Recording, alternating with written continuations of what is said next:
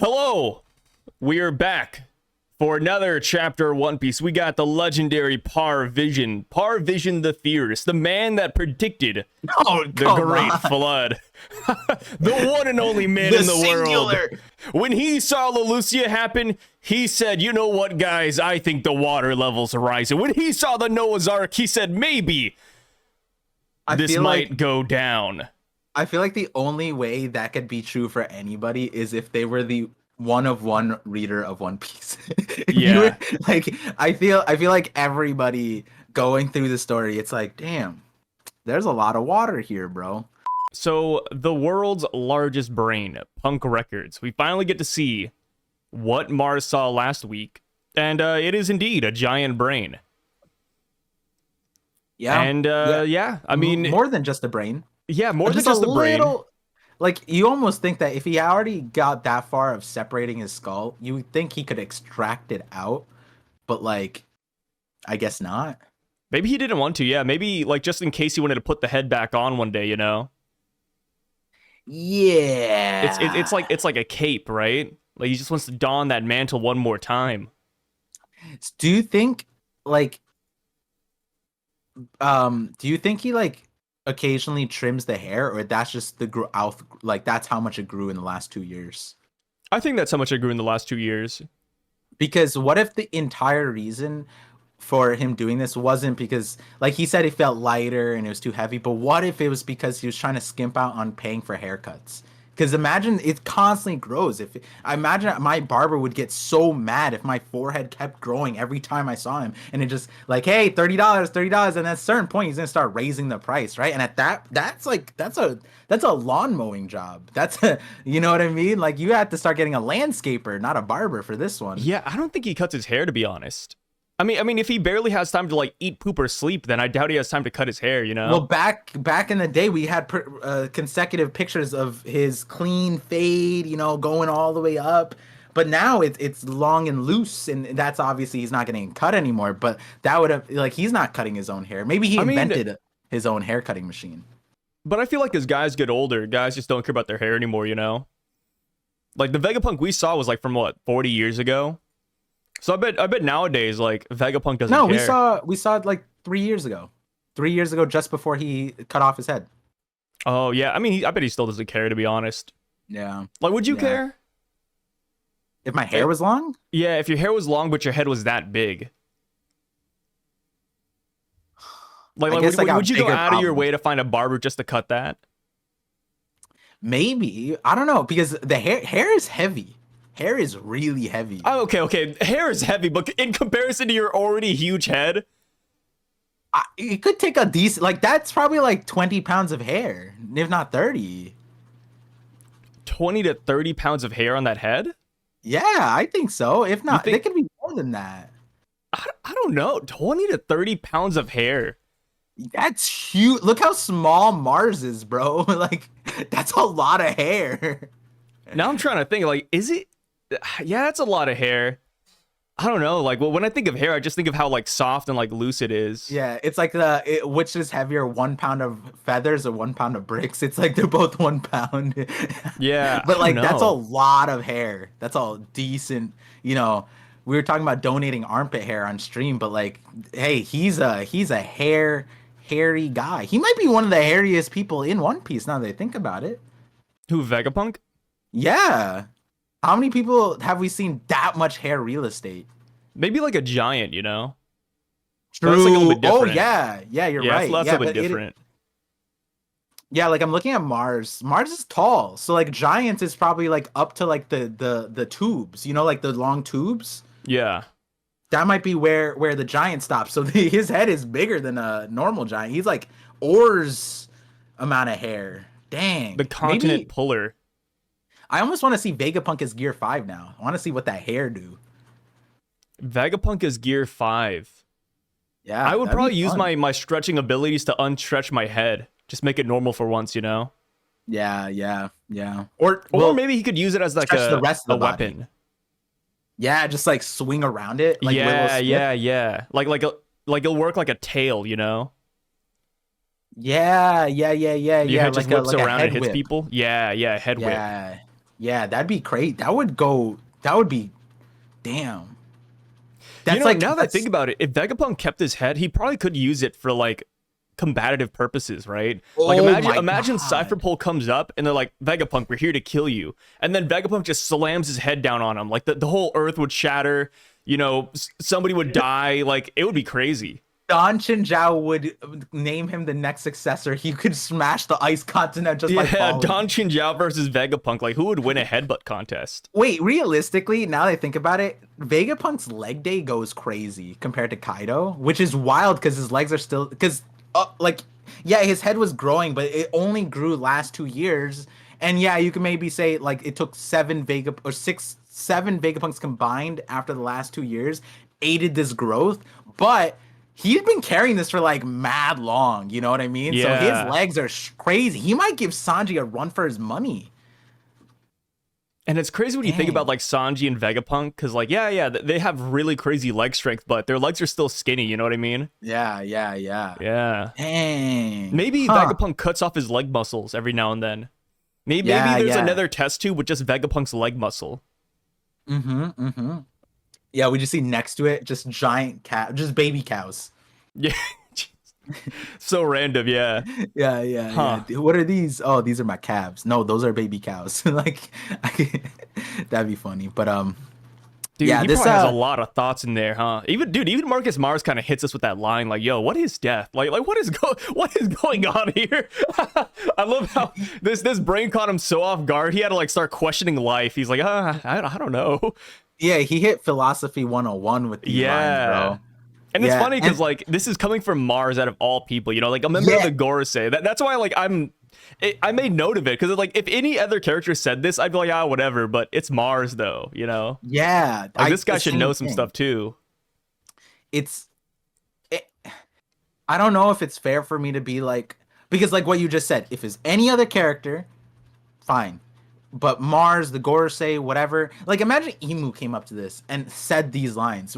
I would question all of what I thought about One Piece if Oh Emu yeah, said this, right? And the reality is Emu might, but the thing is Emu's off-centered or offset by like this insane power and authority and whatever, right? It that's there, but like we've seen the Gorosei at this point. They're now off-centered by this in yeah, they're off center by regeneration, guys. But other than that, like Luffy's just clowning on them. So it's like if they don't have the intelligence, also like the wisdom of they have 800 to have the years. wisdom. They have to have the wisdom. Please, if they're just regeneration merchants and they have no wisdom behind it, I would be so sad.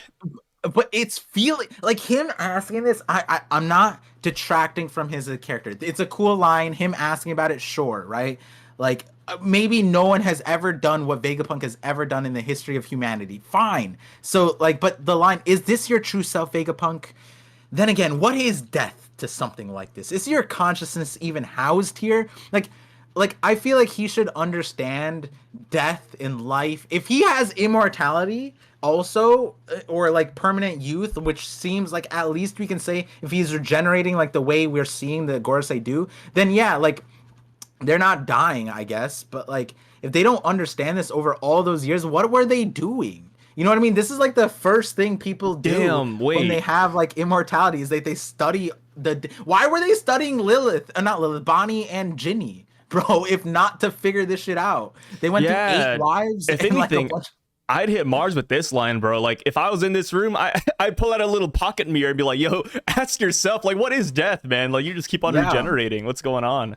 Yeah, yeah, like Saturn, bro. Like, if he said this line as the godhead of scientific defense, I'd lose. I'd lose my Dude, shit. that'd be At so least, funny. Yeah, put Saturn up in here. Like, at huh, least what is this? Mars is what environmental. All right, Yeah, he doesn't know environment. shit. Environmental scientists, oh, jokes. They think the water level's rising. Sigh, haha, silly. Well, yeah, and so like Mars saying this, like in my reaction, I tempered my like I was like, oh my god, he's an idiot. But then I didn't need to go too far to just like nail it down I later on. I want to defend Mars on this one and say that Yeah, maybe it is weird just because it's a devil fruit. Like I feel like when it comes to like many different things like the black magic and Emu and the Gorosei powers, I'm sure he knows like everything, but when it comes to devil fruits, I bet they're all like, what the hell? No, like, but you think if that's you're even on the why I black think Saturn is studying devil fruits. I think that's like a weird like untapped field for him, like he's great at everything else, but when it comes to devil fruits, maybe the Gorosei not that they're incompetent, but they just don't know enough, and that's what they don't like devil fruits. I like how you call it black magic when it's just like magic, but like if we're like the dark arts or whatever that means in the context of the One Piece world, you would think if they're on that end of it, they know about the life and spirituality and shit, like, because that's usually where that stuff comes in. But they would know about it. But when you add in devil fruits, that's when things start getting cattywampus. Yeah, and it's like, but the thing is, with the specific lines that he says, it doesn't seem like he is aware of like the afterlife. You know what I mean? Like we have theories, oh, there's heaven, whatever. That's not real. That's just a comforting thing, right? And it almost feels like if Brooke said like, oh, the chills of the underworld, he's like, what's that? What's the underworld? What's the afterlife? What, huh? Like, you know what I mean? No. Brooke in a he ghost knows form? all about the afterlife, but it's just this brain that makes him question it. Because he's like, yeah, like after you die, you go over there and I'll see you over there too. But he sees this brain still functioning. He's like, wait, are you there even? Like, I don't know. You know what I mean? What happened? Okay. Wait. Last example. Sorry. Imagine this, right? I found the perfect analogy. Like, imagine I called you up and I'm like, hey, Par, there's a Halloween party at 11 p.m. And then you're like, okay, I'll be there. And then before I go, you call me and you're like, hey, I'm at the party, but you need to pick something up for me at my house. And I go to your house and I see you sitting on the couch. I see you sitting on the couch, but it's not you. It's like a body double of you. And I'm like, is Par at the party or is he still at home? I don't know, dude. Like, I'd be confused. It's the same thing here. Vegapunk's dead. He should be in the afterlife, but his giant head's still here. You know what I mean? Like, the shoes are still in the household. Okay, I don't know. Let me use my analogy, or not analogy, my comparison here. Go for it. You know, there's a certain character that every single island that we go to, people have generally the same reaction to, and that character is Brook. Because he is a skeleton that's just alive and talks, and everyone's like, "Whoa, that's crazy! He's dead but alive, and he talks. Well, that's wild. Where's your brain?" He's here, and he's like, he doesn't have a brain, right? Everybody who meets him kind of knows doesn't have a But do you think that if Mars saw Brook, he would be like, "What the heck is that?" And I'm asking that because the Bukotsu, there's a skeleton horse, but like it's weird because Brook, like if Brook went into his astral form, which we don't know if Nasujiro can, if Brook went into his astral form, do you think that he would say the same thing? Then again, what is death to something like this? Is your consciousness even housed here? Like I would imagine that's something you could say to Brook too. Yeah. And so that's why I'm like, it is something you could say to Brook, but Brook, he's a weird one because his devil fruit is the revive fruit, right? Whereas Vegapunk, he's just the no me. So it's like, well, is the brain alive? Like, I don't know. But and so he's like, so the reason I brought up Brook is because I actually bring up Brook in contrast to Vegapunk's situation here, where technically Brook doesn't have a brain, right? And technically Vegapunk doesn't have a brain, but now the situation's flipped. He's just a brain apparently now. And so now Mars is in that situation where it's like, is this alive? Is it just brain? And is the soul here? Whereas in the Brook scenario, there is nothing, but the soul is there. And so like, because he doesn't understand this scenario, I don't know if he'd understand Brook's scenario either. And we're almost at a state where Saturn is going to see Brook, and I want him to cut through the obvious front-running distraction of Usopp, the sentient cloud, Nami, Robin. I want all of them to move aside, and I want Saturn to give me commentary on Brook, because Brook should garner the same reaction or a different reaction. I don't know. Also, Brook's fruit should be really useful for them too, I feel like. Also, I feel like when it comes to Brook, I feel like Saturn's just gonna say, these devil fruits are getting out of control, and that's it. But even then, like any comment is valuable. But then again, like the Gorosei, like surely they already know about Brook, right? Like I like to imagine these guys are in that room because they're only in the room, right? Like they just stay there, they just chill. Yeah. I like to imagine that they know what the Straw Hats are all about. They know their powers. They know, who they are. I mean, like Brook, he's literally the Soul King on a piece of paper. He goes to concerts. Like surely they're like, okay, this is probably the work of the Yomi Yomi no Mi, right? But here's the thing: you just said earlier, like maybe they're experts on the black magic stuff, but that's why Saturn's studying the fruits. And if Saturn's studying it, then the rest of these guys are lost causes. So like maybe Saturn's like, oh, that's an interesting fruit you got there. You know what I mean? Like I'm trying to figure out, do they know, like actually know about devil fruits? And I don't have to know. I feel like they know, but they also don't. Like it's weird where they're at because like you said, in this scenario, if they knew about devil fruits, this wouldn't be as confusing for them, I feel like. I mean, Vegapunk's is really confusing. Like, okay, like it is. If this was like the wax fruit, it would be so different, right? Like put any other devil fruit in this giant jar. I don't think they'd be questioning it. Okay, but okay.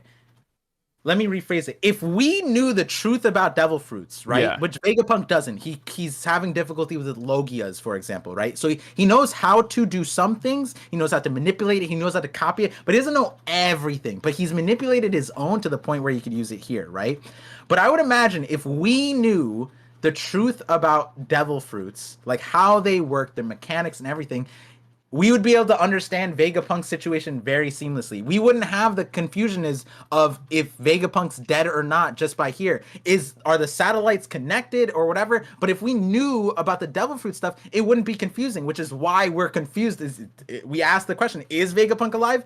And that's why it's weird, because Mars is asking the same question we are, which he wouldn't ask if he knew everything about devil fruits. I think Vegapunk is such an anomaly. I think this brain is such an anomaly. It's a fair question. That's where I fall. That's where I fall. I agree on the anomaly part. I'm just saying, if you knew and I'm gonna put it into perspective of Vegapunk. Vegapunk doesn't know about everything about the devil fruits, and he made this situation work. That's what I'm saying. Like you don't. But apparently it's his devil fruit though. That's true, but that's what I'm saying. If they know the truth about all devil fruits, like they know about Bonnie's ability to turn into anything that she wants, into desires, as long as she believes in it. If they are studying that, then I feel like everything else is underneath that. But he threw out Bonnie. He was focused on the sapphire scales, Saturn. And then you could say it has to do with Vegapunk's technology, right? Because the Nomi Nomi no Mi doesn't automatically allow you to make satellites, for example. That's something Vegapunk cooked up. Normally, you wouldn't be able. The Nomi Nomi no Mi doesn't give you this giant cylinder jar thing to put your brain in. Vegapunk took his devil fruit and then he enhanced it with this technology. So I can understand why it's so confusing to Mars.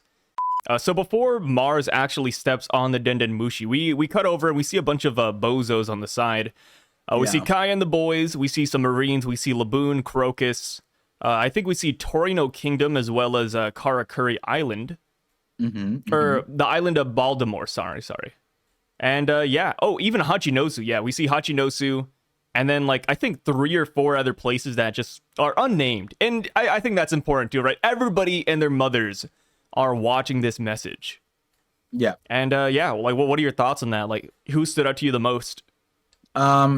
It was the Vegapunk's hometown. I thought that was interesting because I've been that's really, really important. This island, for example, made an appearance in the Enel cover story, and there's a single panel that sparked a 50-minute video, and I think it led to a lot that whole. There was so much that you could understand from Vegapunk just from here, and he failed to make he failed to properly geothermally tap his island to change the climate, and it was because of money. And then that set Vegapunk on this cascade of decisions where he chose money over morals, let's say, in the dragon situation, and he kept on going into the thing. And that could be one of the sins that he talked about later on, is that after his childhood here, because he never wanted to fail at providing the people with their solutions, and so he's like, okay, if I can solve their problems, no matter how I do it, no matter what money I get, it's worth it, right? that could be one of the sins that he's talked about, and that stems from this island. We learned a lot about him from the Franky time skip thing, where he was on this island, flashbacks. So I thought that stood out a lot. I think other than that, it's just the Crocus. I think Crocus, to me personally, is important because of the message that Vegapunk said later. Because that message, I came to that conclusion because of Crocus and Rayleigh, that inevitably a flood would be coming, and in the Godfather Shanks videos, because Crocus was there. There's stuff that you can learn from the Baltimore Island. I thought that like Oda's inclusion of Birdie Kingdom was very interesting, because they're another what, how do I say it? They're like a information hotspot. So they have like one of the biggest libraries also, next to Ohara. Apparently it looked bigger than Ohara, honestly, when Chopper went in. Oh yeah, it looks way bigger than Ohara. Yeah, it's huge, and it has a bunch of like history like I would imagine that if I were to like extrapolate and make another video on it, which I already made a video about it in the Chopper stuff, it was that like I would imagine Nolan came here. I would imagine Nolan came to this place, and maybe a lot of the books there are Nolan's books. It might be that we learn about all these other scholars that studied plants and stuff, because it's like botany stuff there, which was what Nolan was. And so we go from like the Baltimore information place, Birdie Kingdom information place. Hachinosu seems really interesting because we don't know what information. Why does Blackbeard care that like the port was on fire? And then also Rox was also here, and Rox had a bunch of information too. He was researching taboos. What secrets are on this island? And then like the last, there's like a panel, and I don't know if that's like Sorbet Kingdom. I'm not really sure, but like I wonder what like information, why Oda didn't give us where this was. But like you said, it seems like at least the effect that Oda wanted to give was that, yo, this is all really this is hitting every place in the world. But I also am interested because the last time Oda did this, like where he cut to a place and didn't give us the title of it, from memory at least, because I made the theory off of it, was in the flashback when Bonnie touched the bubble and we went to Kuma's flashback and we saw a architecture. We saw that, but Oda didn't tell us where it was, and that's when I said like, oh, that might be God Valley, and that was wrong. But the overall idea that Kuma's backstory tied to God Valley was correct. But so I wonder if this is going to be a meaningful inclusion here, that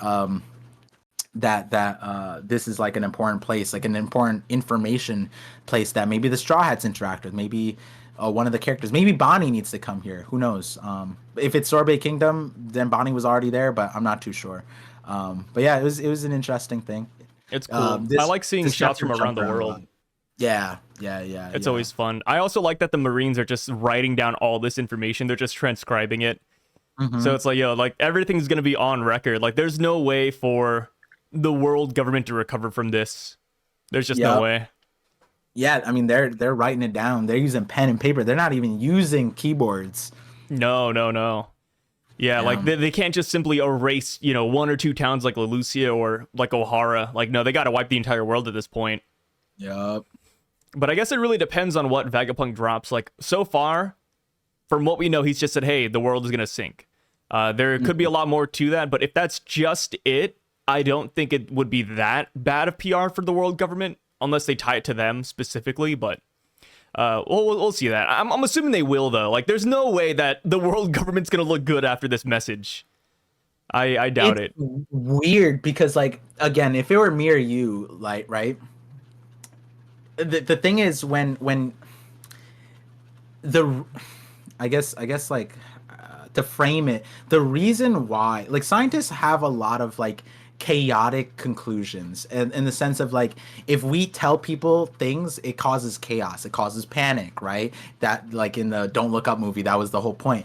But like the pandemic is a good example of this, where we needed to relay information about this oncoming pandemic that would ensue, and the timing of it is very important, because if you do it too soon, then people like get fatigued over certain things. You have to properly facilitate all that. And we run simulations basically yearly prior to it, which that's a whole different conversation I can bring up in 50/50. But the reason why announcing like a world changing event is so detrimental or problematic is because that's where like people start peddling solutions that aren't real, and then it's like in that panic, what would you do if someone's offering a solution? You'd buy into it, right? It's like, well, no one else is offering a solution, so if you're the only guy on the island who has a way to get over the sinking islands, sinking planets, boom, there's solutions. But it's not, maybe it's not real, maybe they're scamming you, whatever. But it's also like, what does it matter if the whole world's ending, right? But the thing is, it's like for the world government, they're in a position whatever, if Vegapunk just stops the world is sinking, the world government could literally be like, don't worry, we have the solution. Rest easy. And that's it. It's solved. That's all they need to do. That's why like if Vegapunk stops here and the world government doesn't have a solution or thinks that this is somehow problematic for them, I'm like, bro, your PR sucks. Like, you literally, all you have to do is be like, yeah, we knew about that. I mean, like, we were preparing you all this time. Why do you think that we have bases on all this, every island? That's why we're trying to get you guys to pay heavenly tribute. We're trying to fund the solutions. It's so easy to spin whatever things that they're doing, and everyone would be like, oh yeah, that makes sense why the heavenly tribute is so expensive. Oh my god, the celestial gods have been looking after us. Look at that. Oh, the suits that they're wearing, those are prototypes that they've been testing all these years to give to everybody else. Like, you know how many things they could say for that? And it's like, I think Vegapunk needs to either offer a solution or antagonize something, or offer obviously more information, period, that puts the world government in a problematic position, like saying that the world government is like initiating this thing, like you were saying, like if the reason this world is sinking is the continued use of Mother Flame, and he says that the world government's going to continue using it, boom, there you go. Now the world government, that's a problem, right? But at this point, at the end of the chapter, the world government doesn't have an issue. They kind of don't at this part. Oh yeah, no, I agree. But like, this is just the start of the message. Like, this is part 1. Yeah, I think next chapter is going to go in pretty hard on the world government. Yeah, I hope. Because we go to that next panel and we lose a little bit of faith again. Well, I don't know, because yeah, I'm still stuck on the reactions, because I thought it was really funny how Baltimore, they were talking about Franky, and they're like, yo, I heard he turned to a ship. Like, what's going on with that? Like, they keep on, dude, I swear, Oda is memeing on the Franky thing. Like, from the wanted poster to this, I think there was another instance on Agate Island where they talked about Franky being a ship. I forgot what it was now, but there was Giants. Like the Giants. Yeah, well, it's related to the wanted poster. They were like, oh yeah, the Giants didn't recognize Franky. Yeah, they don't know who he is. But and then also, even with this color spread, like Franky, dude, Oda turned him into the Rook. You know, Jinbei, who's also the Rook, he's like, you know, riding on the castle. Franky is the castle. It's like, dude, okay. Yeah, I don't know. I think the biggest support for Franky devolving into this is the good timeline, bad timeline drawing that Oda did. So in the good timeline, Franky just looks like Franky. He just gets gray hair and that makes sense because he's a cyborg. His whole face is plastic surgery essentially, or metal surgery, whatever you want to call it. And his bad timeline, he turns into basically Vega Force General Franky hybrid looking thing that looks sort of like Franky. And then at 60 years or 80 years, he turns into a battleship Franky. He turns into a literal boat.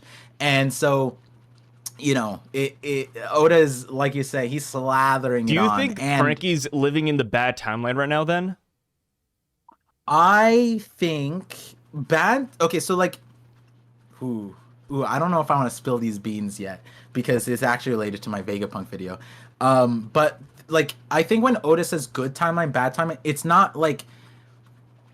not necessarily like good, bad. It's more like they didn't follow their dreams kind of thing. Like, bad is in the context of like, this wasn't what was fulfilling for them. And I guess like a good, this is still theoretical, but it's a more I think people can better understand it, and I'll just spill this one. This is a Big Mom video. Is that Big Mom grew up out of like her monstrous child form and became very attractive looking Big Mom, right?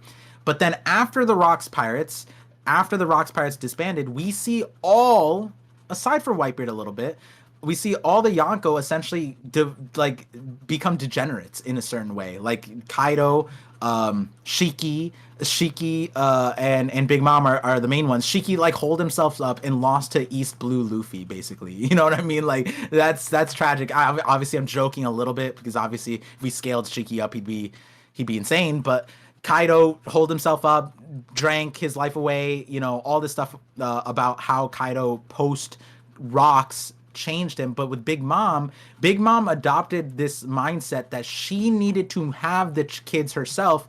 And it's like, maybe that's bad timeline Big Mom. Maybe if she followed a better timeline of more aligned with her dream, which her dream was for all the races to sit on the same at the same table. It's not that she gives birth to all the races. That's where she went wrong. At a certain point, yeah, her dream and what she actually did diverge. She will achieve her dream, but not in the right way. Her dream wasn't to keep it in the family and have her family sit at the table at her thing and put everyone. No, her dream was to have everybody, all races, sit equally at the table. You know, it's kind of crazy now that you think about it, because like Big Mom was like, hey, I really want one of you on my crew, or I always wanted one of you guys. I think she was talking about, like, was it Giants or was she talking about King?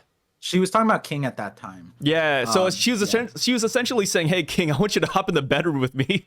Yeah, essentially, right? And that's the thing. If in a good timeline, she would just recruit him. In the bad timeline, she gonna do some crazy shit in the bed, bro. Look what happened with Brooke. We don't know what happened that night, but she did exactly that. Oh, you're interesting. Bring it in the nightgown. That's the first time we've seen Big Mom in new clothes, right? Like, yeah. Yeah. It was her domain. The bedroom expansion. Exactly. And that's the bad timeline. In the good timeline, she's like, wow, Brooke, you're a new race. Do you want to? And instead of putting the races in a book, she recruits them. But something happened to the Rocks Pirates. And I talked about that in the video's not posted, but it's an entire script that's written. That's just like, imagine in 2024. I feel like you're like Professor Calamitous. You know that? You have like 1,000 videos just almost ready to go, but they're never released. Yeah, it's like you, although, but the opposite, because you have a bunch of videos, the titles down. I have the full script, but I'm like, again, imagine in 2024 making a 40-minute Big Mom video. How many people are going to click on that when the world is sinking and me posting a Big Mom video? No one's clicking on that. You never know. Well, what do they say in high school? You miss all the shots you don't take. No, I mean, I'm going to take the shot. It's just that, sometimes you got to wait and I've showed you so many scripts that just like are sitting there. Like literally, I think there's like 3 14-page single-spaced scripts just waiting there, and the Holy Knights one, the One Piece one, there's one I told Zonin, there's like 2 others I told you that are that long. The rest of them are like 20-minute 30-minute videos, and then there's like 4 8-minute videos, and then there's just like random. I like to imagine every night you just have like a little candle lit on your desk, you're just writing. Just writing these scripts away, never posting them. You're probably like, I'll post this tomorrow, and then come tomorrow, you're like, actually, let me write another script. Let me write a script instead. There was a point, you might remember it, but like when I was like, yo, like maybe I hop off of YouTube or whatever and like take a break. And I was thinking about that in line with like the surgery that's not happening right now.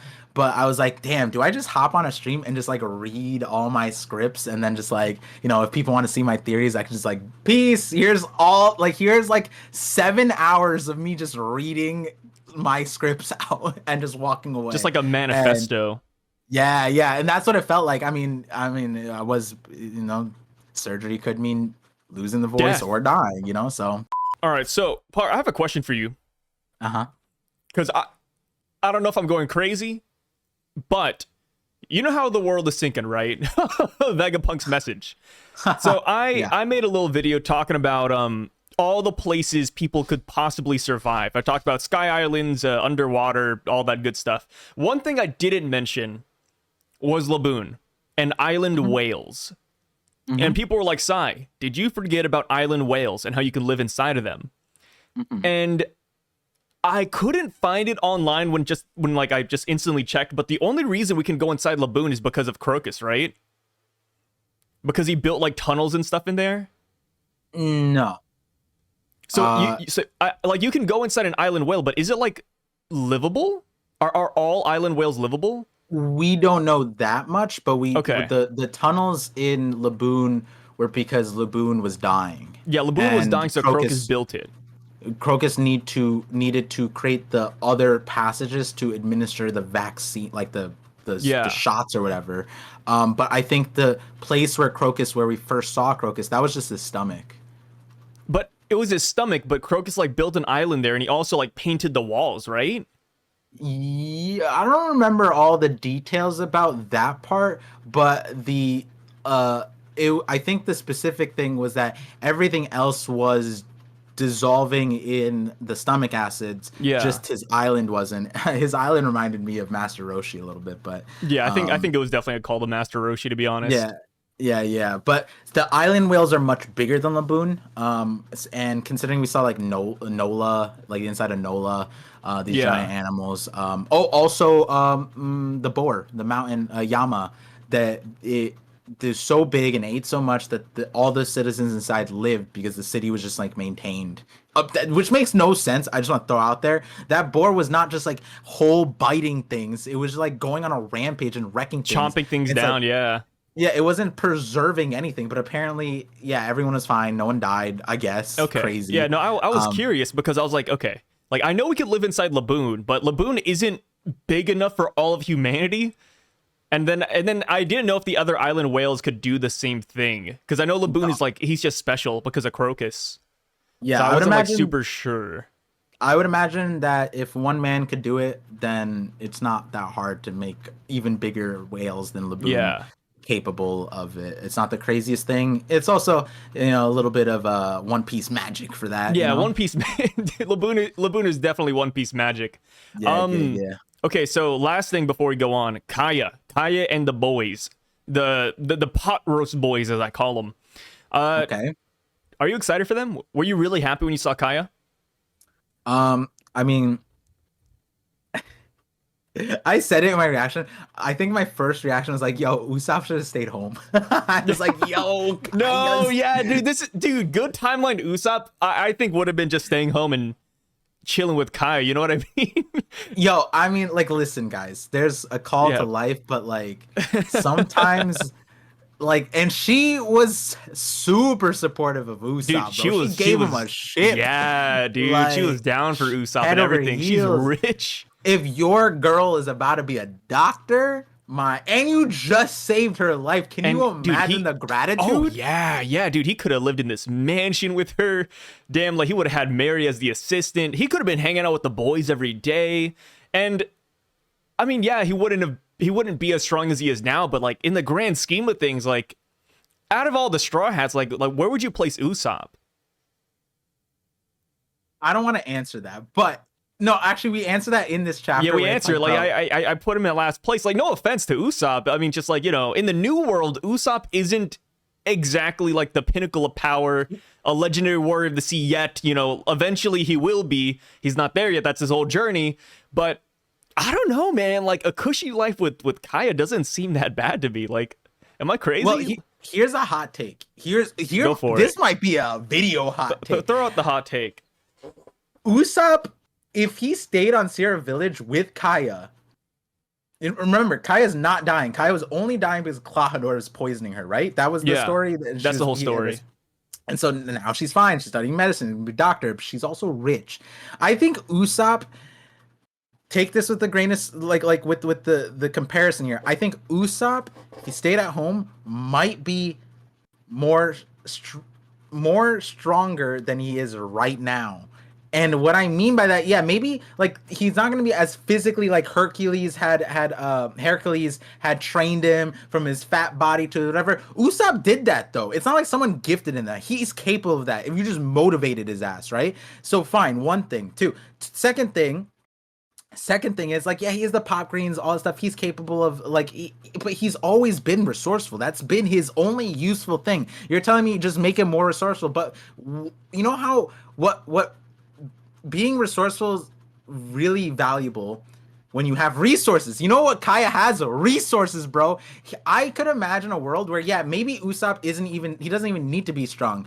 If he had Kaya's resources, he could be like a Don Krieg, dude. He could have the fleet that he wanted. I think that he could even turn her money into more money. I think that's where Usopp's strengths lie, is like being a normal human and taking like the little bits that normal humans have and making a big thing out of it. And like if he stayed with Kaya, my God, with her resources, he could be his own like formidable captain in the sense of like his fleet. He would know how to train people and whatever, and he would be like a buggy, right? Like I could. Yeah, and he's still so young. Like all the Straw Hats are, or not all, but most of them are really young. Like Usopp, just give him 10 years with Kaya, easy. With the amount of charisma he has, you could honestly interchange him with Buggy. It's not like Buggy got Hiruden from a show of strength. It's not like it's clout. It's all clout. And Usopp having that money, boom, bro. Like, look, even Buggy needed money. Who did he go to? He went to Crocodile. You need money. Look at Vegapunk. Who did he go to? The Celestial Dragons. Usopp had that. Usopp had a Celestial Dragon type of money, bro. Like, and he could have snowballed too. He could have snowballed because he lives in the East Blue. You know, like who's running up on him? Like he could snowball so hard into late game.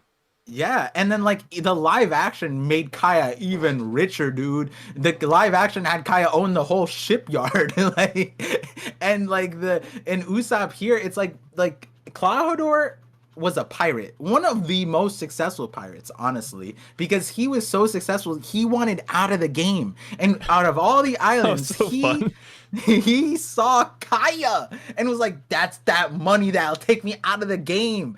So you know it's considerable. The man of 1,000 plans. I'm sure he had how many 1,000 plans of other innocent little girls to kill. Kaya was the one. You know how much money that means? Like, oh my God. Usopp could be Wapo with that money, resourceful.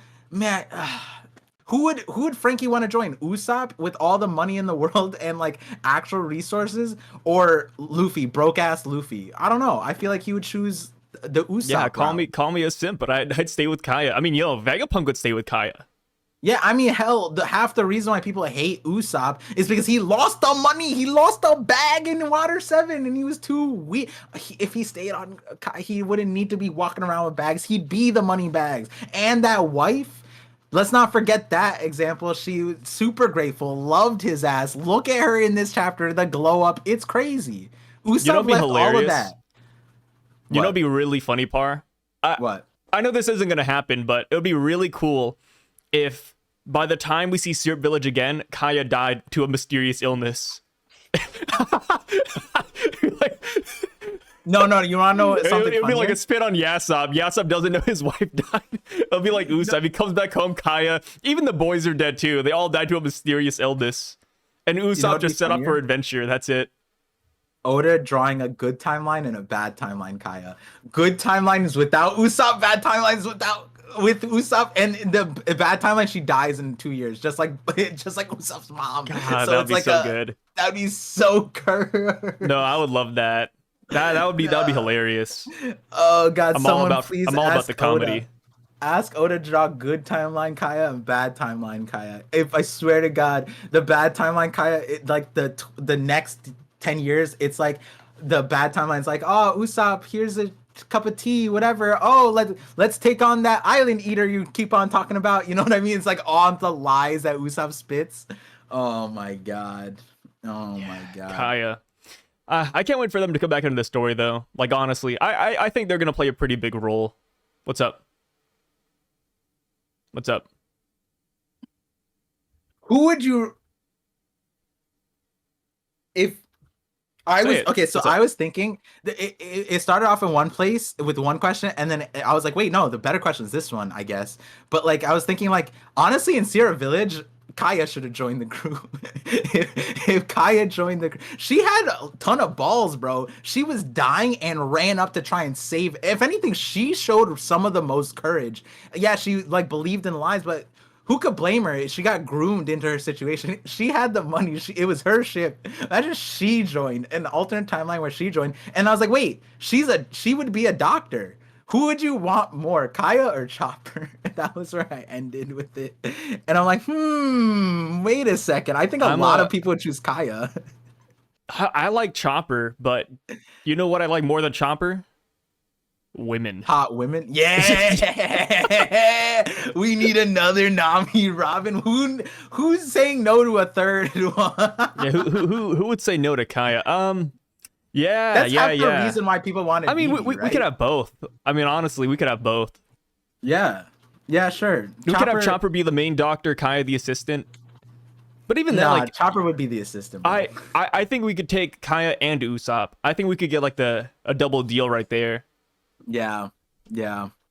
Yeah. Kaya for Straw Hat, bro. Kaya for Straw Hat. Honestly, even the pot roast boys, like, I feel like we could have brought them on as like stooges. Yeah, apprentices. Yeah. They were pretty sick too. I forget. They did stuff, right? In the actual fight. Did stuff, like, yeah. Like they like tripped Clawhador and like hit him with the pan. That's crazy, bro. If you're 8 years old and you see a mass murderer walking around with scissor hands and you're trying to trip that dude up, that's balls, bro. Momo would never at 8 years old. My God. Yeah, they had balls. I mean, I would take in all of them, to be honest. Yeah, Kaya, the boys, and Usopp. Yeah, they'd fit right in. I mean, they have like the vegetable head too. Vegapunk be like, see, these kids, they know what's up, bro. You know what? I would even take Mary. I think I'd take Mary too, just so he could like look after the ship. Early stages, yeah. Shipwright. Yeah. Just keep him in as like a shipwright or even like a butler, you know, because he is a butler. You know, just have him just chill on the ship while you're out there adventuring, and then you come back home, and then Mary's like, hey, I cooked up some tea. You want that? You want that? And it's like, oh shoot, thank you, Mary. God I recruit all of them, dude. Bro, imagine like we always talk about Kaya as like the funder, like not funder, the doctor, but like low key for the Grand Fleet, she could be the crocodile.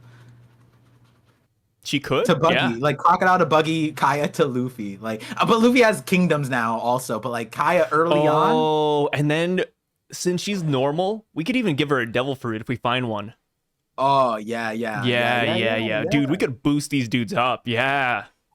I'm treating this like a little like an RPG or a sim. Like, yeah, make these guys strong, man. It'd be me and you, Kaya and Mary, the dynamic duo running through. Yeah. Oh, dang, the Strawhats still haven't found like a legitimate devil fruit just spawn in the wilderness yet. I mean, I guess you could argue Smiley, and we found the axolotl one, but they didn't even see that. That got like buried in the poison. Yeah. And there's the theory that Nami has the snow fruit. She just never ate the orange or never farmed her trees. Dude. Right? Well, I don't know how the theory still lives, but the Monet thing. Oh, the Monet thing. Yeah. I feel like we would have seen that by now. Because there were no trees on. There's like no place for it to have grown on Punk Hazard. But we also don't know. Like, we don't. Like, Smiley was such a weird one because Smiley died on Punk Hazard, and then he spawned, like, his fruit spawned right beside him, like, from a regular apple. We don't know if Monet's will be the same. Like, what if Monet's just spawns on, like, a different island entirely? Yeah. But so in my Blackbeard video, from last year, but that video, one of my favorite parts of it is I think it's a better assumption to think that Caesar had 100% certainty that he would revive Smiley into. However, Caesar managed to revive Smiley, I like to think that he was 100% certain, because why would he go through a certain thing? And it was also implied that he's like that he did this before a little bit, but like, why would he do something that wasn't set in stone unless he didn't know how devil fruits are? If he didn't know how devil fruits are spawned, why would he do something so risky as possibly lose and risk the axolotl fruit? But if you look at it like, no, he knows how it works, so that's why he underwent it. And what he did was that he got a group of apples, And the reason why I think that's significant is because what I was saying is that the way we were told about the whole devil fruit respawning thing, it's like a cycle, they go back. But if Caesar just had a bag of apples and he knew that it was 100% that these were going to receive the devil fruit signal, I think that's significant because look what Vegapunk used as an antenna on his head. He didn't use an antenna, he used an apple. So it's like there's something about apples and its receptiveness to devil fruits that I think is really key. Well, it's like it's like the Adam and Eve tree, like how they eat the apple.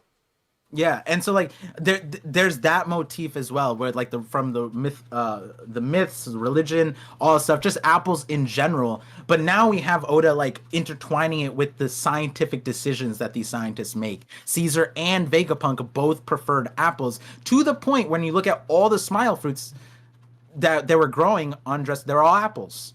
Why are they apples? Oh, dude, and then look at Pepper.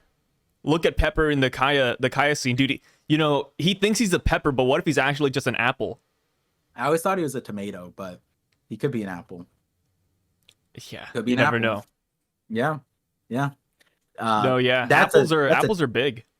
Yeah, that Blackbeard thing, that was a teaser though into my One Piece video. Actually, this whole fruit stuff. Not even devil fruit. Just if only you'll release your videos. Yeah. They just exist in like the Library of Ohara. Yo, I wanted to during the break month, but then I went to the ER twice, and I was like, "Fuck!" And it was so sad. Even it's funny because my wife knows the One Piece theory. Like, she knows what my theory is, and she asked me, "Is like, when is that video? Is that video out yet?" Yeah, when is your video ever coming out?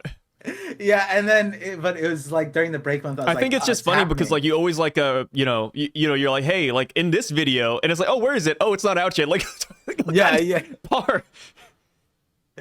That's why I do the audio thing for members so I could release them early. But now I just have so many that now it'd be deciding which one to record first to put up. I do have the Aoki the Logia Logia Awakening Theory is posted audio only. It's been 2 years. I've never edited it, and it's still relevant. I like that one, but it just exists in limbo.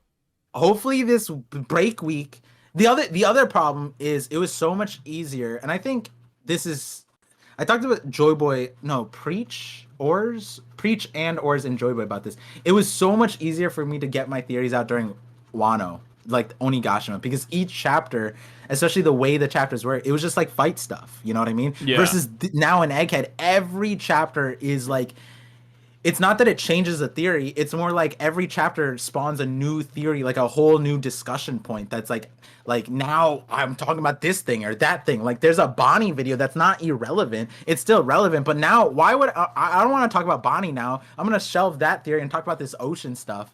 And that's why I was telling you before the call, I was like, damn, I don't even know if I want to post any ocean, like sea level sinking stuff. Cause I have like the Godfather Shanks video, Void Century video. So maybe I just do the random stuff that's backlogged now.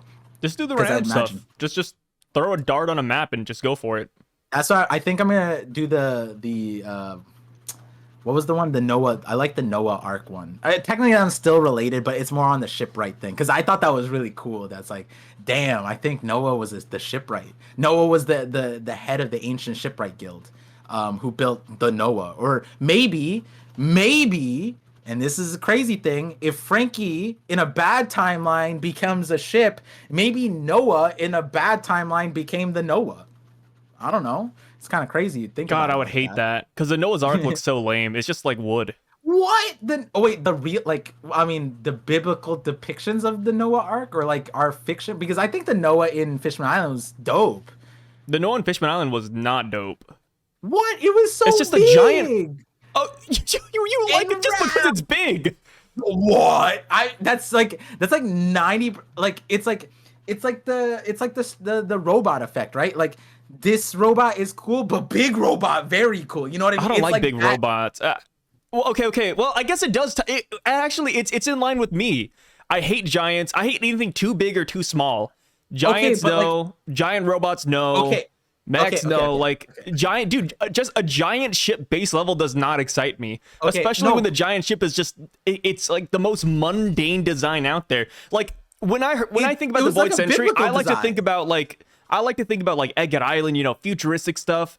But like when I look at the Noah's Ark, I'm like, maybe they weren't futuristic. Maybe they're just cavemen. Or maybe some things don't need to be fixed. Maybe the old way is better. You know what I mean? Maybe the Dude, Noah's Ark way. does not look cool. I'm gonna look it up again. I literally just looked it up because I It's made like a video about it. But it's kind of like Noah's Ark One Piece. If you can make fire with sticks and whatever, and then like use a match, which one's cooler? You know what I mean? Like the guy just used the match. I'm looking at Noah's Ark right now, and I'll admit, it looks even worse than what I recall. Yeah, that's why I was good, asking man. the difference. But like, okay, but this, your personal preferences aside, again, where you're just, when I asked you, did you watch the movie? You just said I hated it, right? But personal preference aside, right? I have an action figure. It's a Gundam. Okay. Right? So it's a handheld. When Japan made the life-size skyscraper Gundam that actually moves and shit, I think it's kind of universal. That's cool. Versus the small form, you know what I mean? Like Hot Wheels to real car. Which one's cooler? The big one. I think it's natural. Like, yo, big kind of cool. You know what I mean? You may not like the design, but so at the end of the day, I will push back against that because it's very different for Noah's Ark. So when you have a Hot Wheels, the most you can do is just, you know, you have a toy action figure. Woo, you know what I mean? But then the big one is actually functionable. Oh my God, it's a big robot. Yes, it can shoot lasers. Oh my God, it's a real life car. Yeah, I can drive in that. We have real ships in One Piece that we actually ride on. We don't need a bigger ship, and that's not going to make it cooler. It doesn't. It doesn't even have more functionalities. The Sunny can do more than this thing. No, what if this ship could serve like you know how the Thousand Sunny made of atom wood landed off of Wano and broke. Wood. Some of it broke, right? And Franky's like, it's chill. And then like off of the in the sky, if you're from Sky P, if you fell, most ships would break. What if the Noah is just actually? I don't care, Par. I don't care if it survives. I don't care if it survives the fall. What if it falls and creates a tsunami, bro? I don't care. The only thing that would make me like the Noah is if it has a new design, like a gear fit design, or if it had some crazy hidden functionality hidden within those wooden walls. It probably has. Okay, but it's wood though. Like there's no way it has those designs. What's wrong with wood? Wood is cool. Wood is not cool. All the people that brought up the atom wood shit, and you're just conflating it to the maybe there's I hate all wood things. Now. If we're going to magic circles, who's to say that the Noah isn't just ruined up, bro? It probably has runes all over it. Just like if Noah's Ark had runes and it uses it, like maybe there's a heating rune underneath it. Imagine a heating rune. If there's a heating rune on the keel and it creates like solid landmass around it, oh my God, that would be so awesome. But guess what? We don't think so. Like there's nothing so far that we've seen of the Noah that makes us believe that. It's just all headcanon and fiction right now. And let me tell you, based off of what we've seen about the Noah's Ark, it is lame, Par. If I had to choose between sinking in the ocean and dying and living on the Noah's Ark, I'd probably just die. You know what? I would die. No, don't walk back from what you said on stream. You would eat your neighbor. No. What did I say? I said I would eat my neighbor and fornicate with the mermaid. Out of all the good options out there, nah, bro. I'm just gonna eat. Like if someone came with a flyer and it's like knock knock, the world is sinking. Noah's Ark, and then you're like, no, I'm sorry, you can go. Okay, it's fine, I'm not interested. And the guy's like, oh, I'll check with your neighbor instead. And then you're just snickering in the background. Okay, hear me out. The world is sinking. Where would you ideally live now in the world of One Piece? Because I would want to live on Thriller Bark. I think Thriller Bark is pretty solid. And hey, if not Thriller Bark, dude, send me to Water 7. I would pick every single option, even the island whales. I would live on any of those places other than the Ark. I like Wadaria. What about Noah's Ark, though? It's a big boat, Par. It's a big boat. It's not a cloud. It's not. It's literally. Okay, it's not a. it's not cool. The Noah's Ark is not cool. Where would you rank Noah's Ark? I didn't say it was the coolest. I just said it is cool. Yeah, okay, there we go. The distinction, it's not the coolest thing out there. It's cool, but not super cool.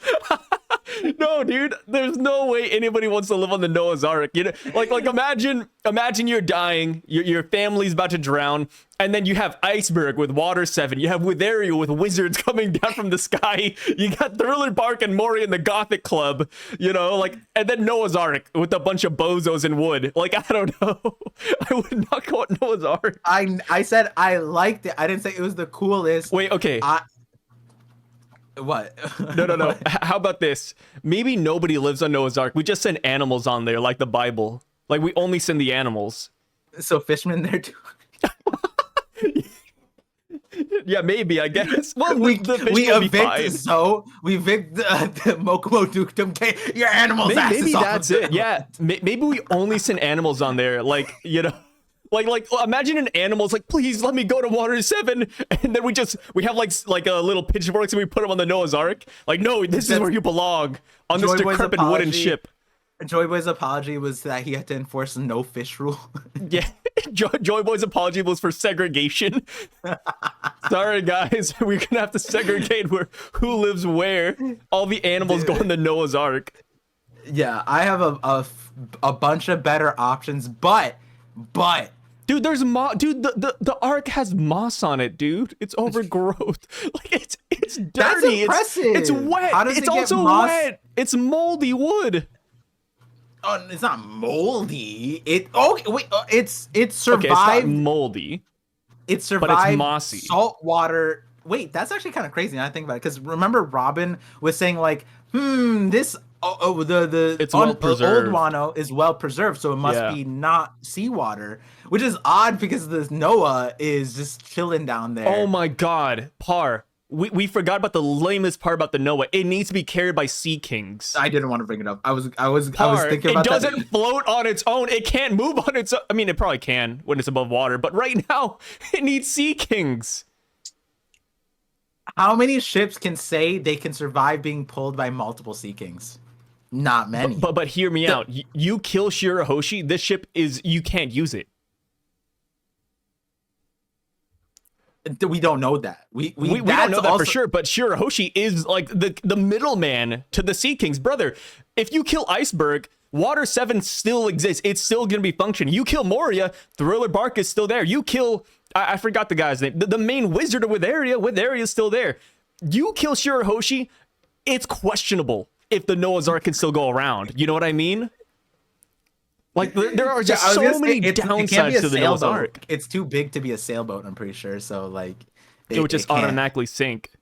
No, it wouldn't sink. It just wouldn't move. It would be like a jellyfish. Like, jellyfishes don't swim. Yeah, jellyfish, they just go with the current, right? So, technically, because of how big it is, you wouldn't be able to get a sail that would be able to jettison that thing forward.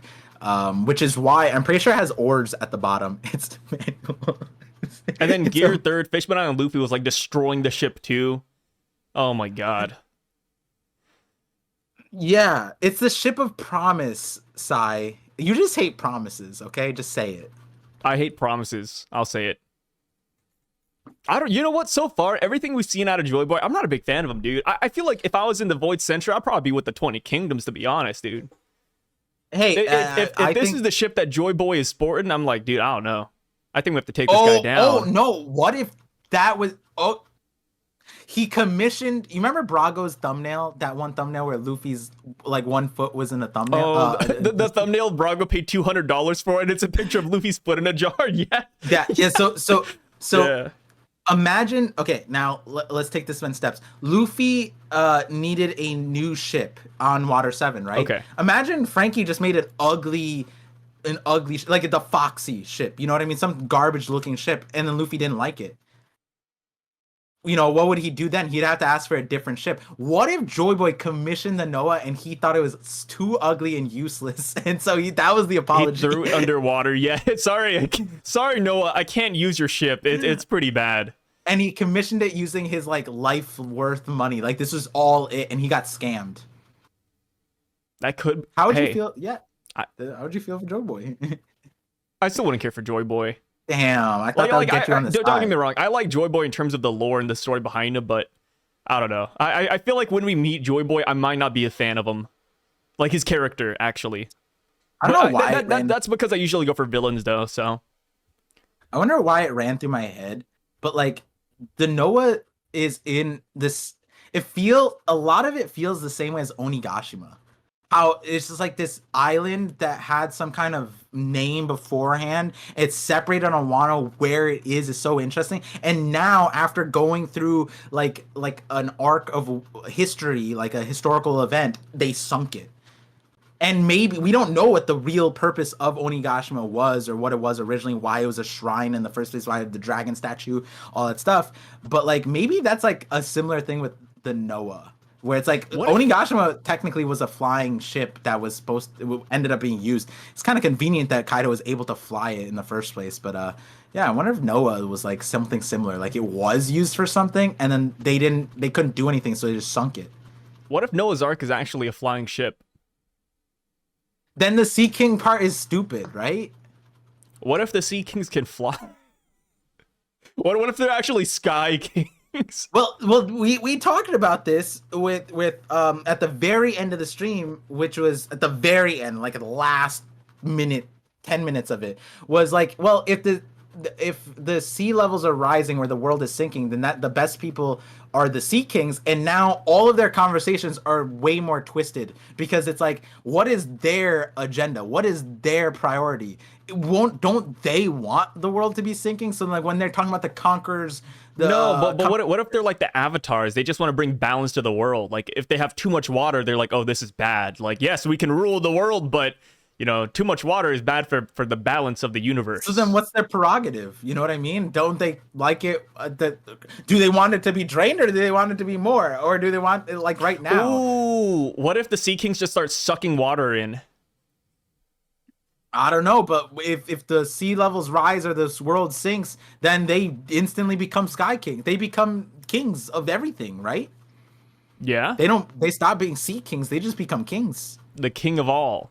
Dude, We're so bad. We're only on page 3. You know that, right? I tried to segue back in, and I'm went looking the at other this. way. I looked at the timer. I'm like, yo, we're like an hour and a half in. I literally 4. said, speaking of death, and I was talking about the Dendemushi, and you were like, wait, hold on, Kaya. And I'm like, oh my god. All right, okay. I got you. Speaking of death, the Dendemushi, it's fake. It's actually just a female Dendemushi that's pretending to be the Hyson one. And Mars, he's really shocked by this, which, you know, last chapter we were speculating like, oh, like what is guarding the Dendemushi, right? That's why we brought up the Seraphim. We brought up like different characters that could be in the bubbling noise. And the main reason we were doing that is because if this was the real Hyson Dendemushi, it would be insane for it to be unguarded. But now that we find out that it's fake, A1, you know, I love the brain route. And let me tell you, I feel bad for the snail. The snail, it's lived its entire life to just be a decoy.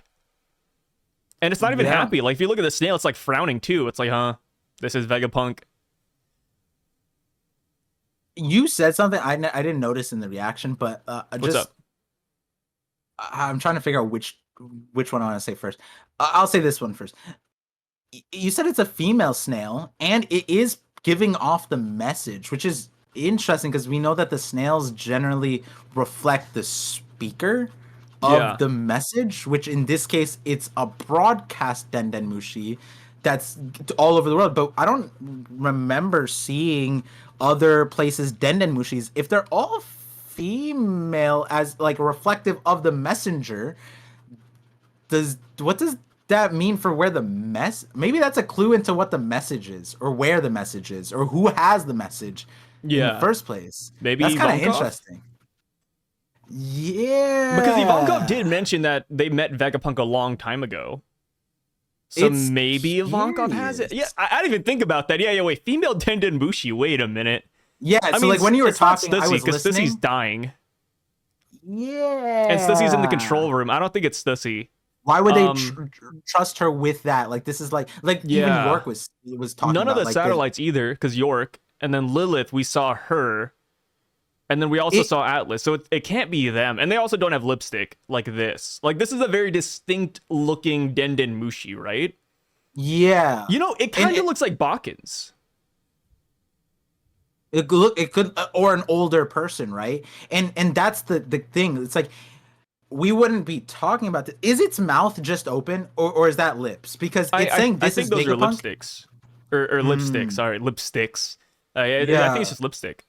Because there's a world where its mouth is just open, and this doesn't need to be like a thought. But when you said lips, that's how much I see what you were saying. I was like, wait a second. If this was a female Denden Mushi, that would be a clue as to possibly about the broadcast or who has it. I don't know, because Oda did say that like sometimes it's the messenger, but sometimes it's the person who's listening. And it's dependent. Yeah, and what's cool about this too is that here on Agate Island, when Vegapunk, called up a favor to like an unknown person, we didn't know who it was, but when you looked at that Denden Mushi, we saw like little wings on the Denden Mushi. Come to find out, Stussy was the receiver, and Stussy had bat wings. So it all made sense. So right here, I am curious, like, is there like a female on the island? No. Out of all the players on the island, like, I don't know. So 593, I remember this because my Dragon video, I was analyzing the Denden Mushis. In that one, we get a visual of what it looks like when Dragon is talking to Ivankov. Ivankov's thing has the whole eyeshadow thing going on, the mascara. And the lips are obviously defined and all that stuff. So we see that Denden Mushi, but we also see what it looks like. So what's happening here is Dragon's calling Ivankov, and Ivankov talking to Dragon. But because they use the white transponder snail to hide so they can't get wiretapped, we see the reflection of a sadder looking Denden Mushi. I imagine it's supposed to reflect Dragon because he has a generic sad looking like tired face. I was going to say that in the video, but when you look at this panel, it's not Ivankov. We can eliminate that. But yeah, if its lips are different, then it's being in chapter 593. Oda has shown that he is reflecting that, where the speaker, their message is being spoken by a Denden Mushi that looks like them, and a situation where the white Denden Mushi looks like it's kind of relaying the speaker as well. So it's very interesting. Now, if again, I could see a world because I initially interpreted it as the mouth is just open because it's saying this is Vegapunk, but I can't unsee the lips now. I can't unsee the lips, and then even the eyelashes too. Like, it's Miss Botkins without sunglasses, but I don't think it's Miss Like, why would Miss Botkins have it? Like, yes, she was a part which would of just Mads. be more Stussy, because that's a Stussy, Yeah, that's interesting. I guess maybe there's more Stussy clones. Also, like, if I successfully clone Stussy, there wouldn't be one of them. Yeah, sorry. There was there's like a storm going on right now, so it was raining and hailing pretty hard, and I heard something in the living room, so I thought I left the window open. Yeah, so I had to go check. I thought you heard me say I went to go goon. I thought I was like, he's gooning. Yeah, I'm gooning out right now. Yeah, because I said like you wouldn't create more than one Stussy, and then you just got up and left. I was like, damn, more than one Stussy, God! Let's go. But I don't know. Like, dude, the fact that this is a female Denden Mushi really threw me off. Like, even though I'm the one who said it, like, I was taken aback. I was like, wait a minute, the implications of this, it's huge. Yeah. That's why when you said it, I was like, why isn't Sai mentioning the implications of this? You just went on and on about all this shit that we already know. Now I'm joking. But Denden Mushis sometimes broadcast signals, and they take on the appearance of either the recipient or the sender. I hate you. Oh, man. Dude. So, where are you on this one? You think another clone is Stussy? I don't know. I'm not devoting brain power at the moment to like where the broadcast messages. I know a lot of people are, but you're high.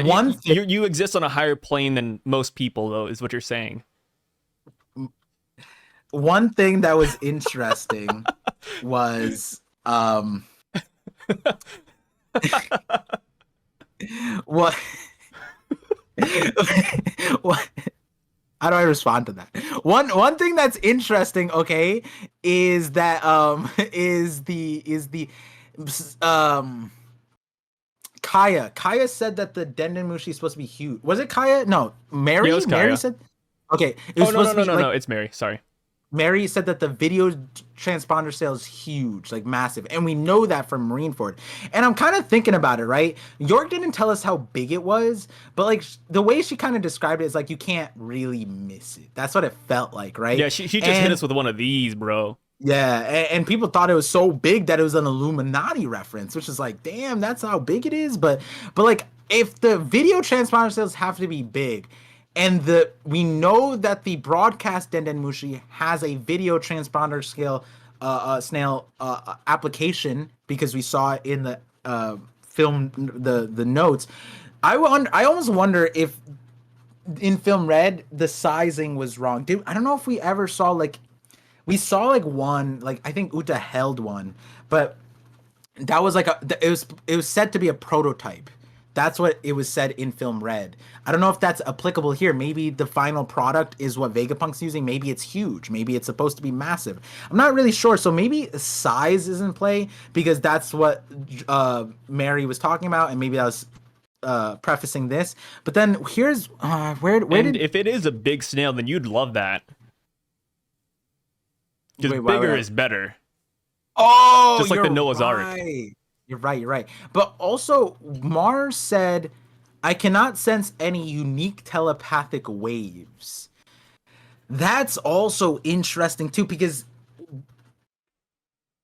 the implications, stupidity aside, you have to recognize what that means there. That means that he thought that that snail above, which came out to be a regular Dendenmushi, was unique enough to him that he singled it out, right? It's a Yeah. unique Dendenmushi, which that's interesting because then it's like, well, they're the only people on this island that are telepathic, like in that sense, right? Like the thing. So does that kind of is crazy for the broadcast Dendenmushi. And then another thing about that, maybe the simple solution is, and if York is this dumb, maybe there's a white Dendenmushi in play too, like a white Dendenmushi plus a broadcast. You would imagine you would want your broadcast to not be like, Wiretap. no, but then technically he's reverse wiretapping everybody, right? And sending out the message. So like, why would he want? It's kind of weird, but I feel like what we can come back to, and this is what the second thing they want to bring up before the brought up that you talking about the female Dendenmushi was the fact that Mars is stupid because Sorry.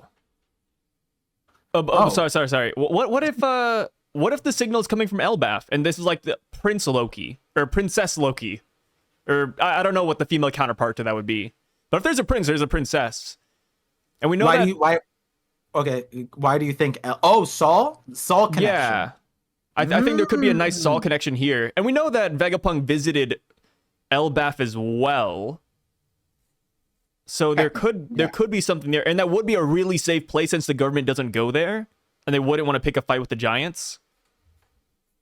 But what about what Edison said? When the giants showed up, wasn't he like, wait, what? They're your allies? Like, wasn't he kind of confused about how he got? Because he almost spoke about it as if he doesn't even have, like, because if he had that pull, why wouldn't he use it, right? But I guess you're right. It could be something like that where Saul via Saul to Loki, or even like you said, he visited himself and like maybe they respected his big head. So that's interesting. Because the Elbaf route is interesting, odd, but it could work. I'm not against It's just because I don't know any other females that would have a Vegapunk Dendenmushi. Like anybody that he would trust this much. Loki, who can transform allegedly by mythology standards. Yeah, but so Mars, funny enough, Mars doesn't break the Dendenmushi he sees, which is kind of funny. Yeah. Like he only breaks the top shell and then he's like, you know what? I'm not gonna waste my time stepping on this guy. And then he flies off, curse you Vegapunk. And that's when we see he starts contacting the boys and he's like, hey, there's no stopping this broadcast now. No, don't rewrite. This is revisionist history. He did not contact anybody, bro. They contacted him. Sorry. Yeah. They contact him They contact him.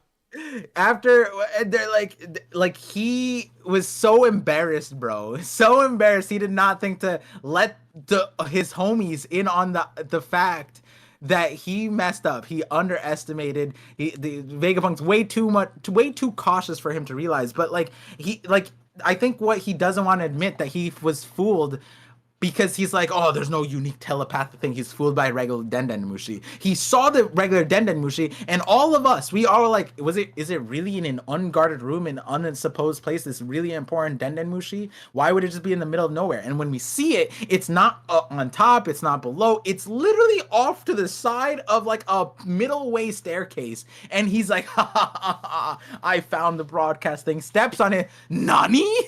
And not to mention, he slowly walks up to it too, because he's so cocky, right? Like last chapter is like step.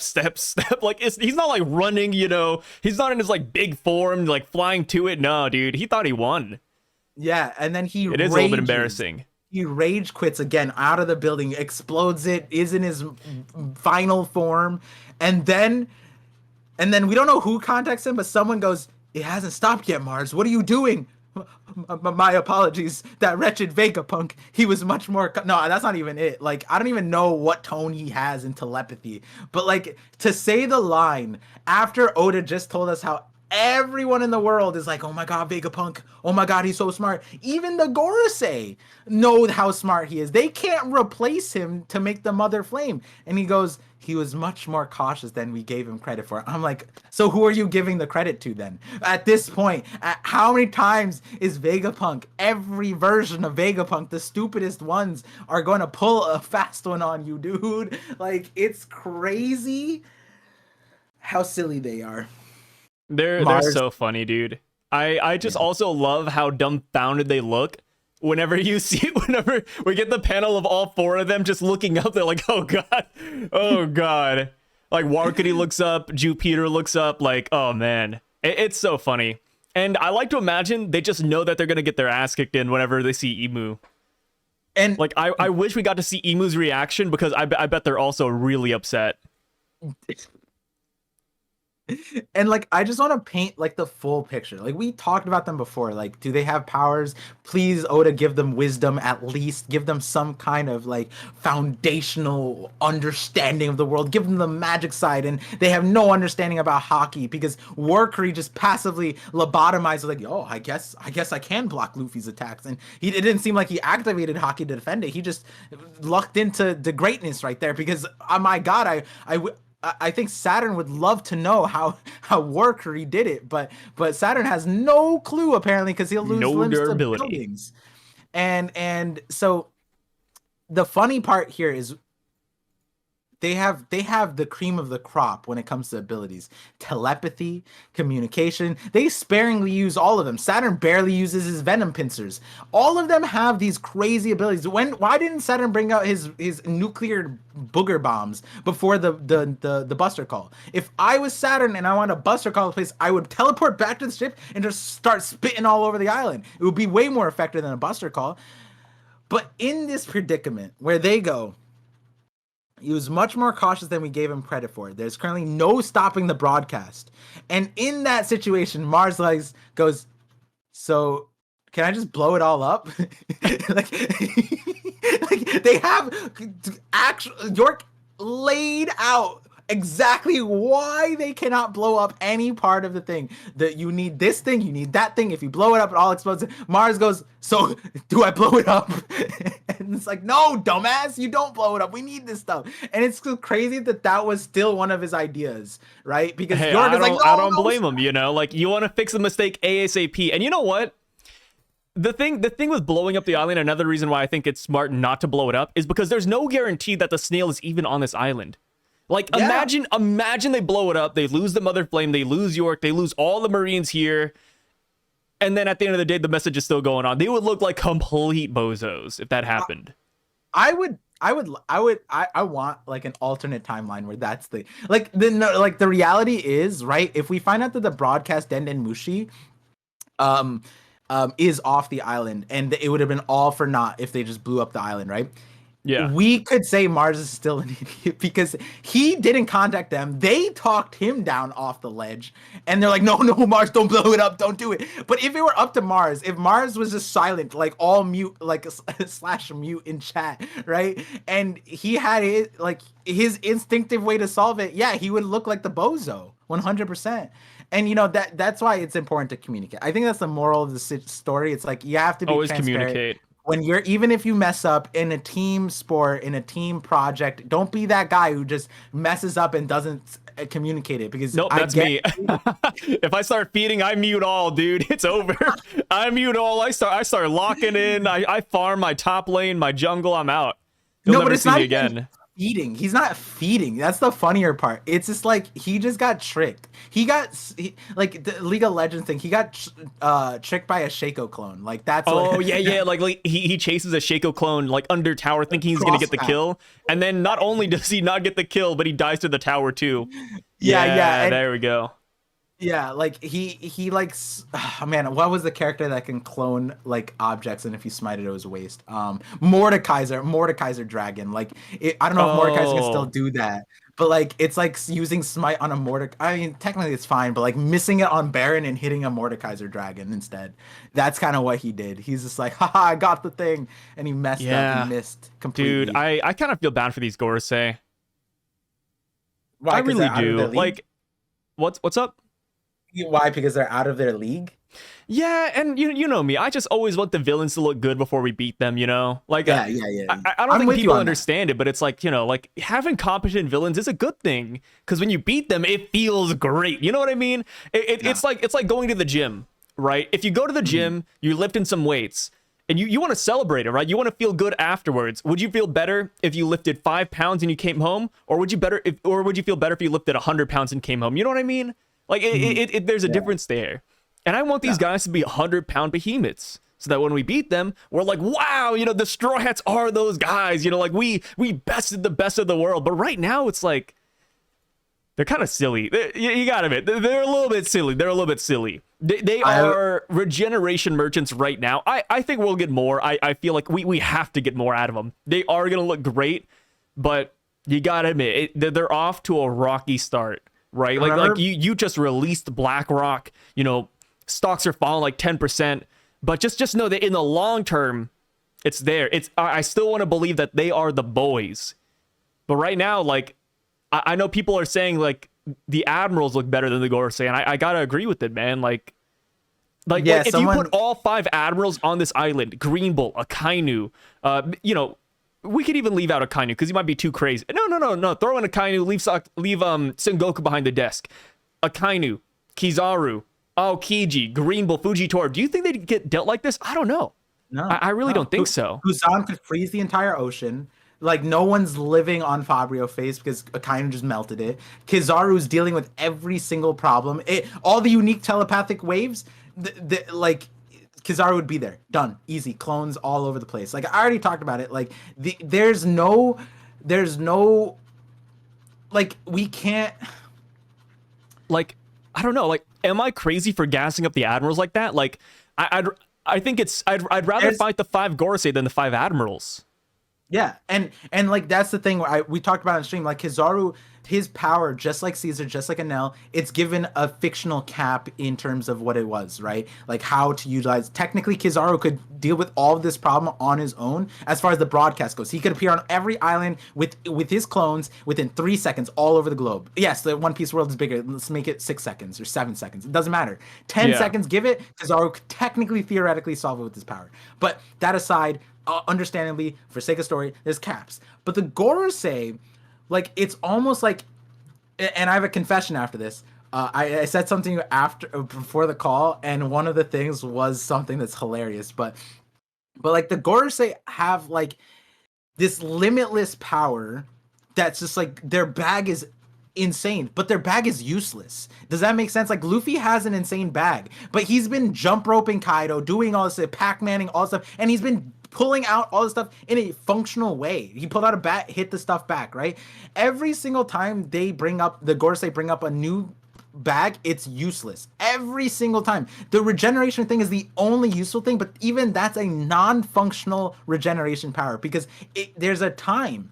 There's a load up time for them to regenerate. It's not instant. It's not they don't not take damage. They take the damage and then regenerate. That's not the same thing as just ignoring damage. So the going to the confession part was before the call. I told you I might go into my dark par arc, and one of the things was I was gonna clip you back 2 years ago when we first talked, and you admitted that you think that the Gorosei, if they got up out of their couch, they'd be geriatric and whatever, and you think that they were just information controlling puppet merchants, right? And at that time, I was like, no, they're gonna be super powerful, they're gonna be strong.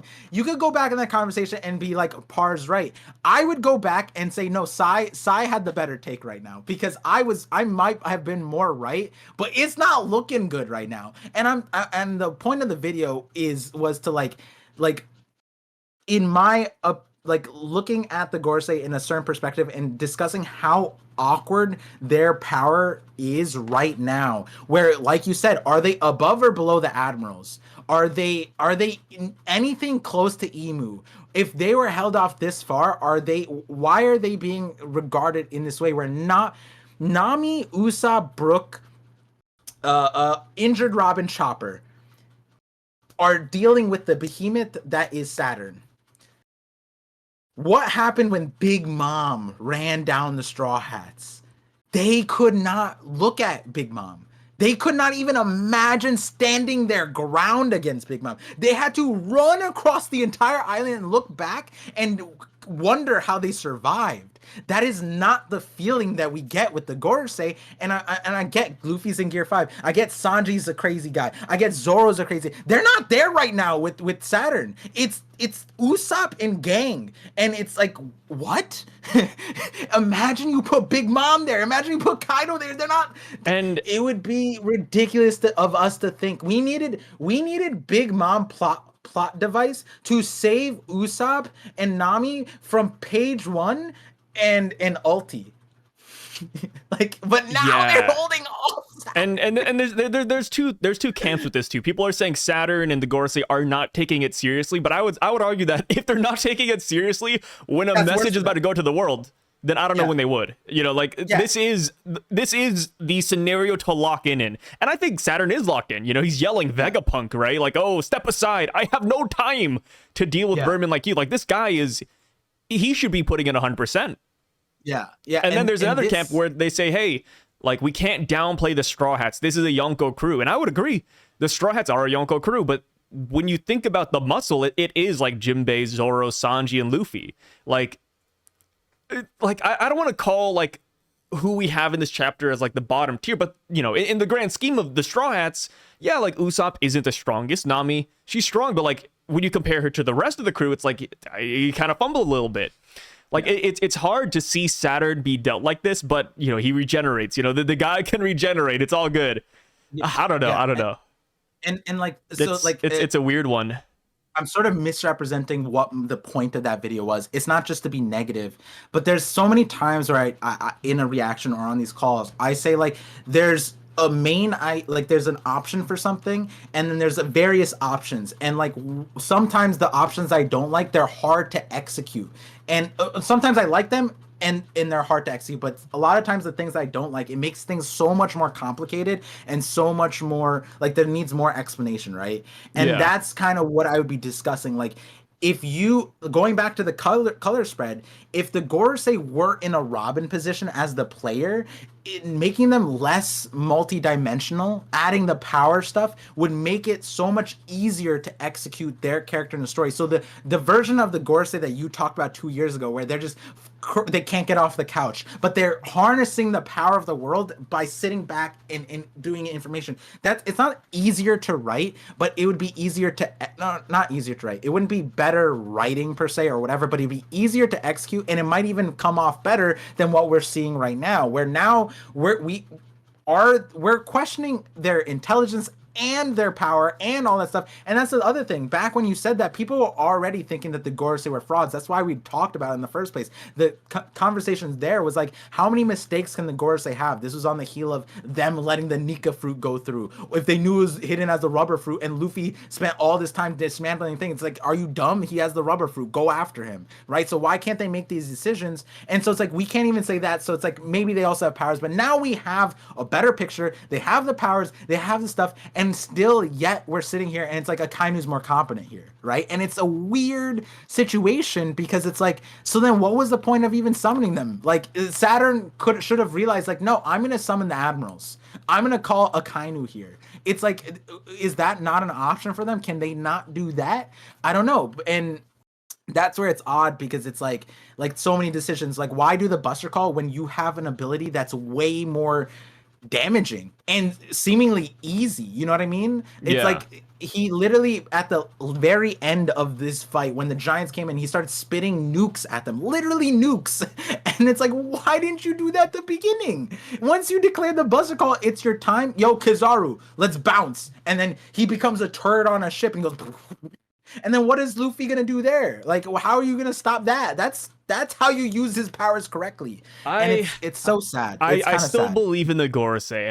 I do. I do. I just don't know. It's harder to execute, I think, going forward, right? Yeah. Because there's going to be so many times where when they start showing out, when they start doing things, we're going to always have this as a reference. And the example I want to bring up is Marineford. At least with Marineford, we had like 12 years, over a decade, pre-time skip, to say like, oh, it's not fair to power skip. It's not fair to use as a reference for current One Piece. But you can't say that about Egghead Gorosei versus whatever the next arc of Gorosei is. We can't be like, oh, that was Egghead Gorosei. That were just being silly. And like you said, we can't say that they weren't trying. If any part of the story they need to be trying, it's now. It's this. This is this trying thing. And if Saturn is if we're talking about running the gauntlet, like the Twitter, social media stuff, and Saturn's gauntlet is Usopp, Brook, Nami, Chopper, and the storyline is he stopped at them.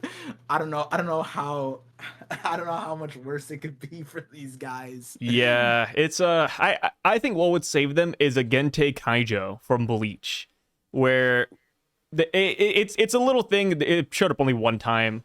But it's like, hey, like when the captains come to the mortal realm, they can't unleash all their power. They're capped. They're nerfed. They only have 10%.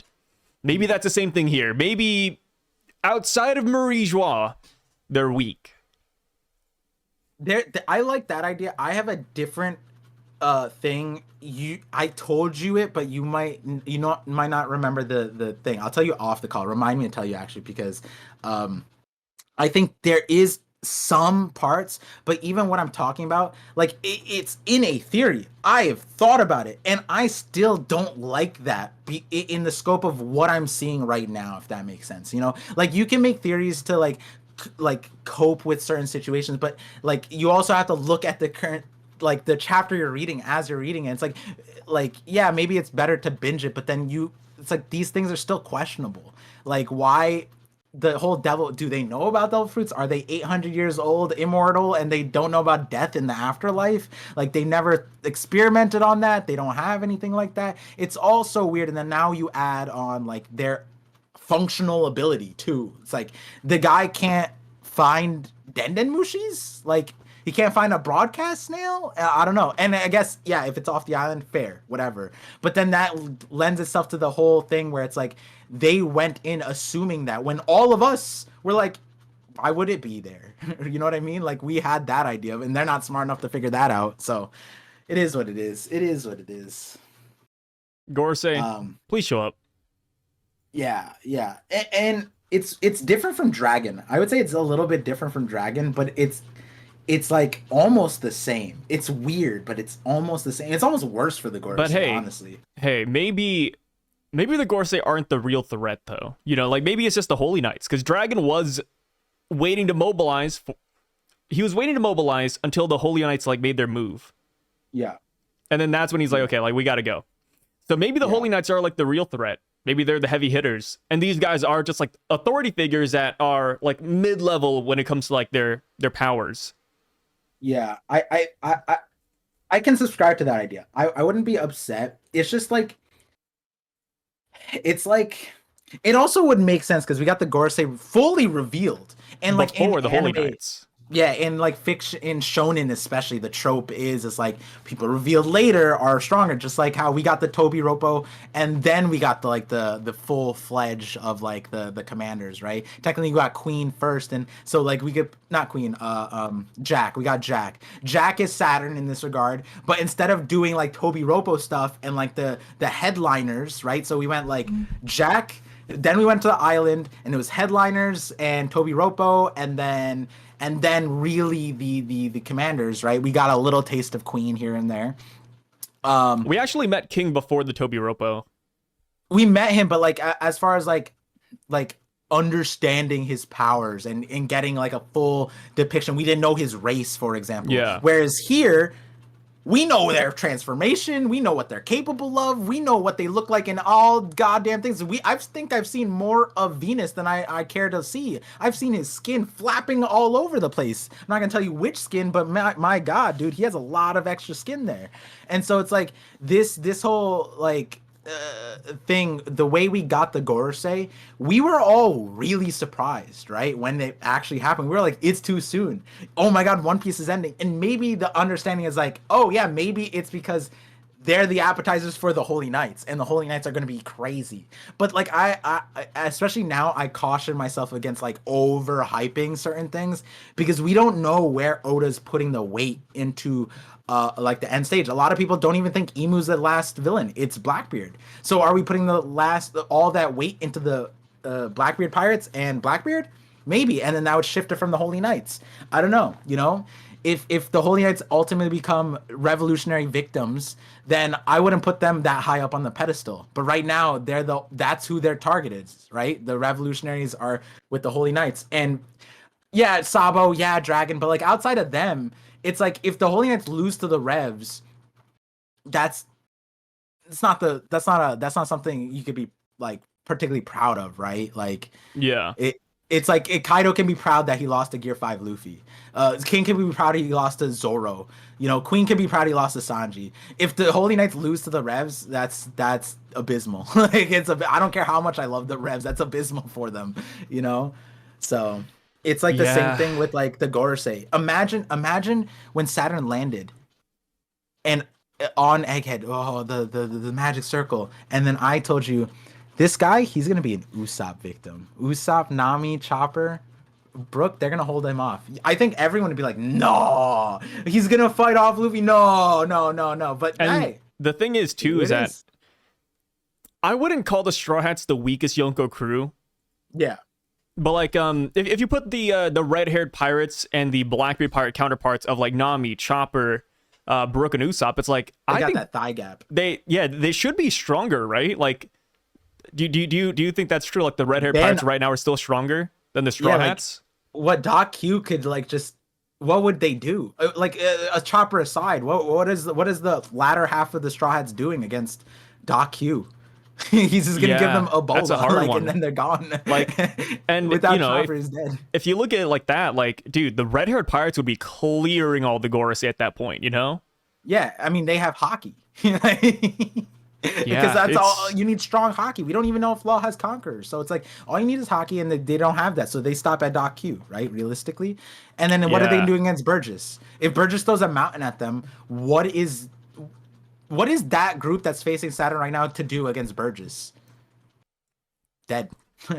None of them have like mobility. None of them have like Zeus is gonna hit it with lightning. Well, let me tell you about Pokemon real quick. Ground is immune to lightning attacks. Boom. Like yeah, it's something. Yeah. I still have faith in the Gorosei. I still want to wait until we beat them, but man, we didn't even talk about Venus yet, bro. That was just Saturn. But Venus, no. Bro. Yeah, Venus. I thought that was this chapter. Yeah, Venus. So Sanji's carrying Vegapunk's dead body still. And then Sanji sees that Bonnie and Franky are in trouble. So what he does is he zip zaps over to Venus, jumps off of his blade, kicks him in the chin. Venus ends up coughing up some blood.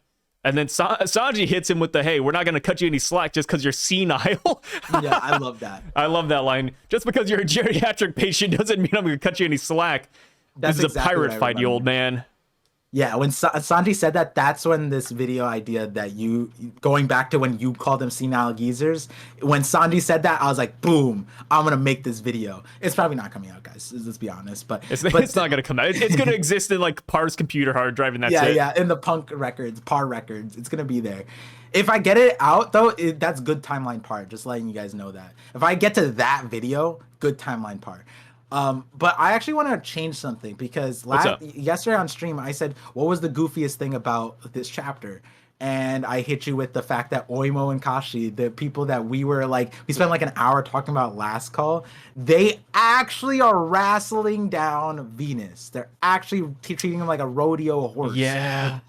But here's this, maybe it's on the same tier, maybe it's sillier. I remembered I busted out and laughing because couldn't Sanji have put Vegapunk's dead body down before he did all that? Because he got hit back, and then Vegapunk's like, "Wah!" Well, yeah, he kind of flies off. Yeah. Yeah, I'm like, Sanji, put him down. Well, Vegapunk's dead, so it doesn't matter, does it? I mean, like at that point, it's just more slander for him, bro. It's just like if he wants to preserve his body, maybe keeping him. Oh, like no one's going to attack a corpse, even if someone's going after him. He's already dead. Yeah, but like he's not feeling pain. Like if Vegapunk drops from like 50 feet in the air, like who cares at that point? Yeah, okay, but it's like when a casket falls in the dead body. That's not good. That's like you're never using that mortuary. Yeah, but okay, but that's different though. When you drop a casket, it's like, oh, like I tripped on a little ledge. Oh no, I missed a step. But for Sanji, he's fighting a demon zombie horse thing that is the Gorosei. So I think that's a more fair scenario to drop a dead body. It's two like things. Even Bonnie says Sanji. She doesn't care about Vegapunk's dead body. She's like, oh, Sanji, are you okay? Doing this is kind of disrespectful to Venus. He's like, that guy, I can carry a dead weight, literally dead weight, and fight him too. And it's just funny because like we see how far he is, and there's like, yeah, it's on fire, but like with how fast he is, he could have done. He could have been here already. That's one. But the two, like the ship is right there. Like the Sanji on Whole Cake Island was like instantly at Oven's throat, bro, and back so fast. Nobody knew what happened. I would consider this really fast. No, I think this is fast too.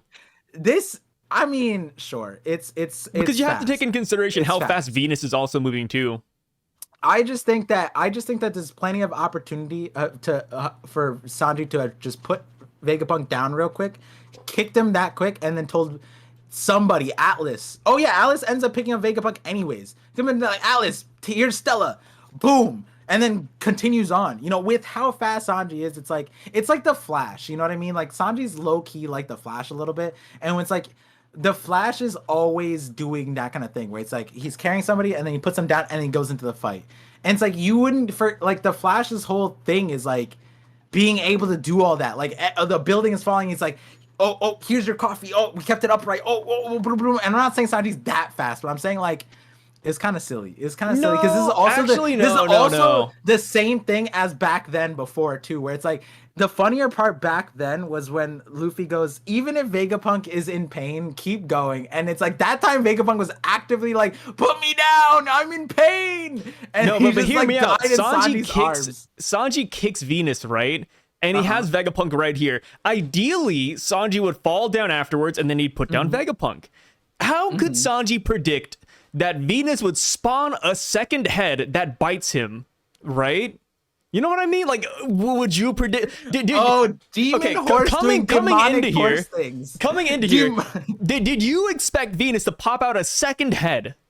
Is that a second head? I thought that was just hit. Oh, I do see the head in the back. Yeah, I didn't notice it. Somebody pointed it out in the comments, and I was like, you know what? Hey, that's even more fair, right? Venus is like this, and then a horse comes out of his chest. Brother, who could expect this, right? All right, ideally, Sanji would fall down like gracefully. Ledge. Boom, boom, boom. That's kind of sick. I didn't see that. I'll be honest. I didn't see that. That's kind of cool. Yeah, Venus is the coolest I like that. one. I did not see that at all. I thought he just turned, but spawning a horse head out of your chest. That's Damn, sick. I like all the Gorosei, which is another reason why I want them to do well. And, you know, people might see us and they say that we're too harsh on the Gorosei. It's like being harsh on your kid. You know what I mean? Like, no participation trophies. No. I want you to perform, son. That's me with the Gorosei, except for Warkity. I think Warkity, he has performed really well with, you know, tanking the red rock, but I just don't like his design. But all the Gorosei, man, they look fire. Worm, even Saturn's. I feel like the reason people don't like Saturn right now, or his design, is simply because of how he's been performing. But Saturn's design, you know, when he first drew up here, A1. I think Saturn's design is the coolest. Really? I mean, outside of Venus. But I think Saturn's design, like, he has the most ability to morph and change. But 100% you're right. Would Saturn be your number 2 for design? Design? Because for me, it's probably like Mars, bro. Mars is sick. If it's pure design, I think it's Venus, Saturn, Mars. The reason why I go that order is because, like, not that Mars has a harder time to be, like, he could do a harpy form. Actually, Mars is kind of sick, but I just feel like I've seen so many bird type like things, you know, period. Like, Marco is a thing. Like, it's not difficult to think, and that's also why Venus is a little bit like it doesn't get the creativity points and all that stuff. Even though all of them are creative, that's not what I'm saying. But like a headless horseman, centaur, those have been done. But the Ushi Oni is really sick. It's like the bad version of Spider-Man. There's literally a bad version of Spider-Man. Black Maria is another thing. There's the Oni Gumo, right? Isn't that a vice admiral that just gets spider legs out of his back? Yeah. Like, Saturn could do so much of those things. It's literally just his performance. But as a thing, I like him. And then he also has the bull stuff too. So he, like, takes on so many things. So we're on the same boat that Warkity is like the lamest design. Yeah, yeah, dude, I don't like Boris, man. No, I think Jupiter's my least favorite. What? Well, he's 4 for you then. So for me, it's number 1 would be Mars. Number 2, I put Jupiter. Number 3, Venus. 4, Saturn. But you don't even like Dune. Just because Saturn is 4 doesn't mean it's bad. He's going against the goats of design, and then Warkity's like all the way at the bottom at number 5. Wait, but so. Okay, dude, the Dune sandworm is so different from this sandworm, though. Also, yeah, I know. It's just people are saying that this is people are saying that Jupiter is a Mongolian death worm, but a death worm and a sandworm are very different. By the way, I don't know. I think I swear, dude, somebody's about like pushing that agenda. I don't know who's doing it, but a lot of people are saying Jupiter is inspired by the Mongolian death worm. But the thing is that the death worm is a thing, but so is the sandworm. They're both different mythologies. It's like saying Bigfoot is the Yeti. It's like, yeah, they're similar, like 99%. Yeah, down to the T, they're pretty samey. But there's that 1% that just drives the wedge in between them. So I just want to say that here. My problem with Jupiter, he could be a worm. I have nothing against worms. Honestly, it could be really cool. It's the teeth, bro. It's the teeth. No, that's why I love it, dude. The teeth are so awesome. Oh, what happened? I could clip you from last week where we were shitting on what were the spike. Okay. I make fun of the teeth and I think they're gross, but that doesn't mean I don't like them, though. You know what I mean? I think he'd be more scary with different teeth. Any kind of other teeth. Even the Mongolian deathworm has cool teeth. It has like fangs, bro. The Dune worm is just all teeth. It's just a reversible porcupine at that point. Like, this is the least menacing worm of all time. The Alaskan bullworm from SpongeBob was scary. No, you can't do Jupiter like that. But also, another reason why I push back on the death worm agenda is because Oda has literally labeled 4 out of 5 Gorosei 1-to-1 with their mythologies. Hoki, Ushioni, Bakotsu, Itsumare. Why would we have to play mental gymnastics with a sandworm? Oh, he didn't mean sandworm like the sandworm mythology. He meant deathworm. You know what I mean? Yeah. Like, you'd have to twist that. It's like, okay, that'd be silly. Especially when a sandworm is a legitimate thing already. My favorite thing about Jupiter, if we're going around and saying nice things about each other, you know, like I guess if I have to, is the tie into his because Jupiter is agriculture. Worms are the groundwork for agriculture. Like that's literally it. And so I like that. That is probably one of my favorite things. Versus like I don't know how, the Bokotsu. We barely know that much about it to concretely be like, yep, this makes sense with finance. With Saturn, the Ushi Oni's tie into scientific defense. Don't know. The Warkery boar like a warthog. I don't know. Whatever. Cool. And then Mars and environment, birds. I guess. I don't know. Like sure, but Jupiter, agriculture. That works. That works easily. I don't even need to do any mental gymnastics. You know what part? F it, dude. Let's say one nice thing about all the Gorosei. That was yours about Jupiter. Say something nice about Warkuri.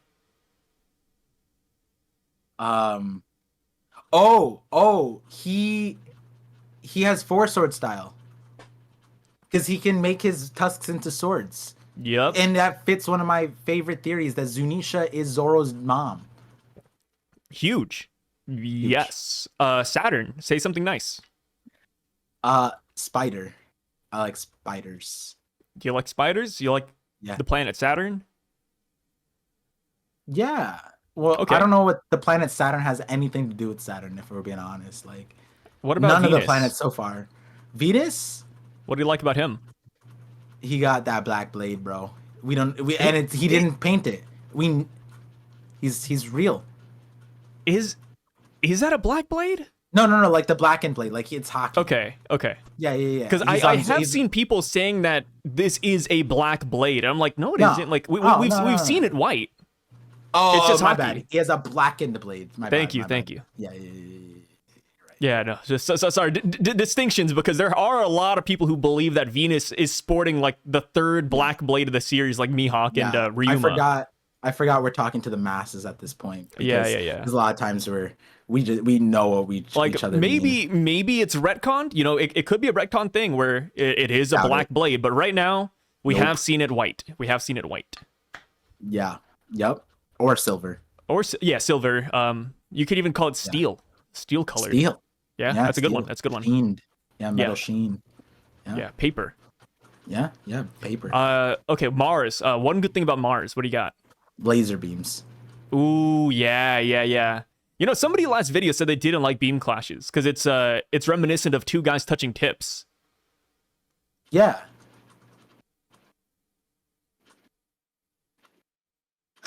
So after Sanji gets bit by Venus, Oimo and Kashi say, "Hey, what's that?" And then they just hold them down. And people are saying like, you know, this doesn't make Oimo and Kashi look good. This isn't like a Venus L. But it's like, dude, I don't know. It's you gotta admit, it's kind of silly. Oimo and Kashi, come on. It's so funny, dude. I love Oimo and Kashi, and you know, somebody also was saying that it's kind of funny how I just changed tunes from hating giants to loving giants.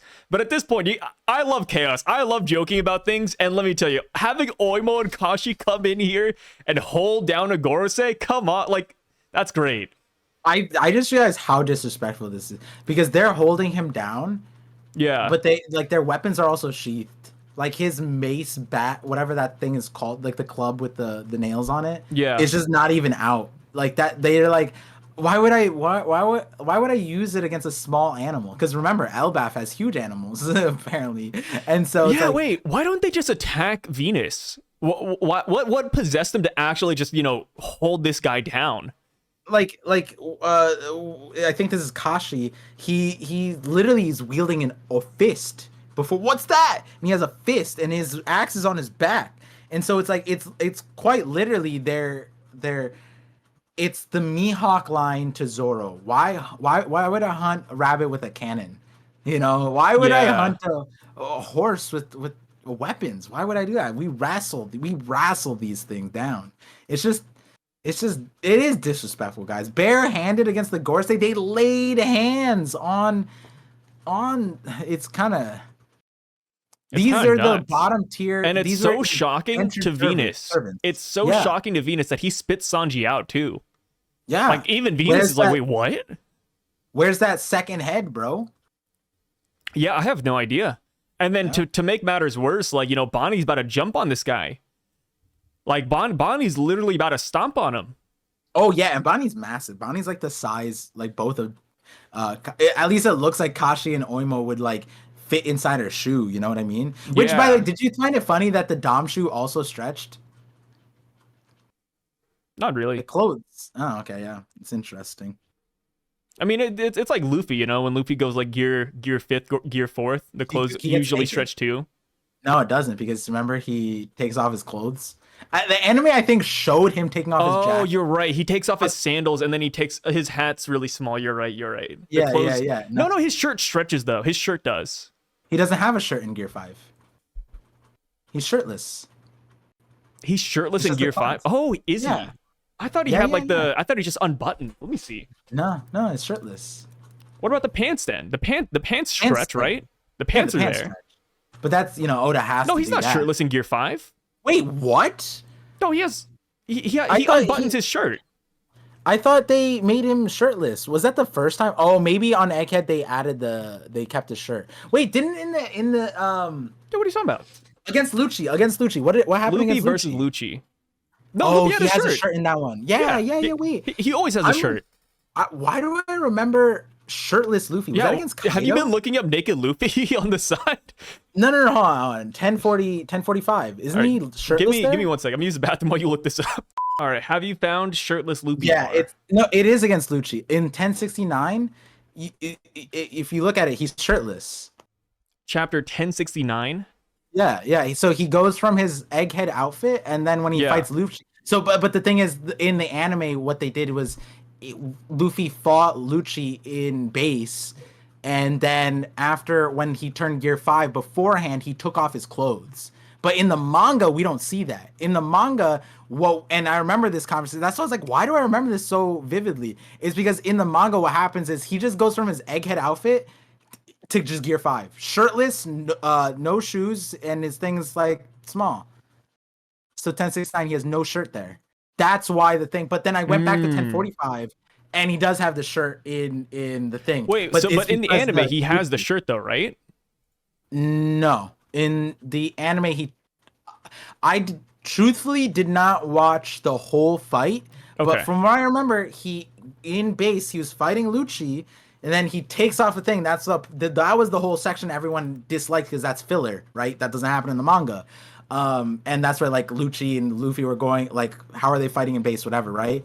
And then when Luffy was going Gear 5, he takes it off his clothes and then he goes to Gear 5. But in the manga, we don't see that. So that's why the assumption was like, oh, he just like changes. And then the other thing was that when he went back into the rocket ship, when he left Gear 5, we didn't see him get his clothes back. So then it was like, huh? Because in the anime thing, it's super simple for people to just like, like when Gohan transferred into Saiyaman, he just like, I think he had to put the helmet on, but like his clothes came in or something. Oh no, his capsule core or whatever, right?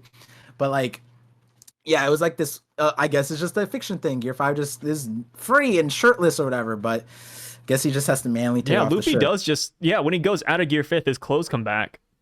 Yeah. So, but again, the anime and then against Kaido, he has his clothes. Yeah, which is like weird at that point. Technically, Do you think Luffy gets stronger with the less clothes he has on? It's like Zoro with the band. Except it's the opposite. It's like Luffy with no shirt. I mean, more Because free. I mean, he's more free, right? When we saw Nika, he just had a skirt. He Yeah, just had like the ancient skirt thing. I didn't see any shirt or jacket. Yeah, on there. maybe we're cooking here. The less clothes Luffy has on, the stronger he gets. Soon he's gonna be like Captain Underpants. More free, more power to you. Yeah, He's going commando. He's free, guys. Yeah, nudist on a French beach. Dude, if Oimo and Kashi can do this to Venus, bro, like the Franky family versus a Gorosei. Like here's the other thing too. It's like, look at the face he's making. Yeah, dude, Venus is like, he looks upset. Like, he's like, why are these dirty giants and humans touching me, man?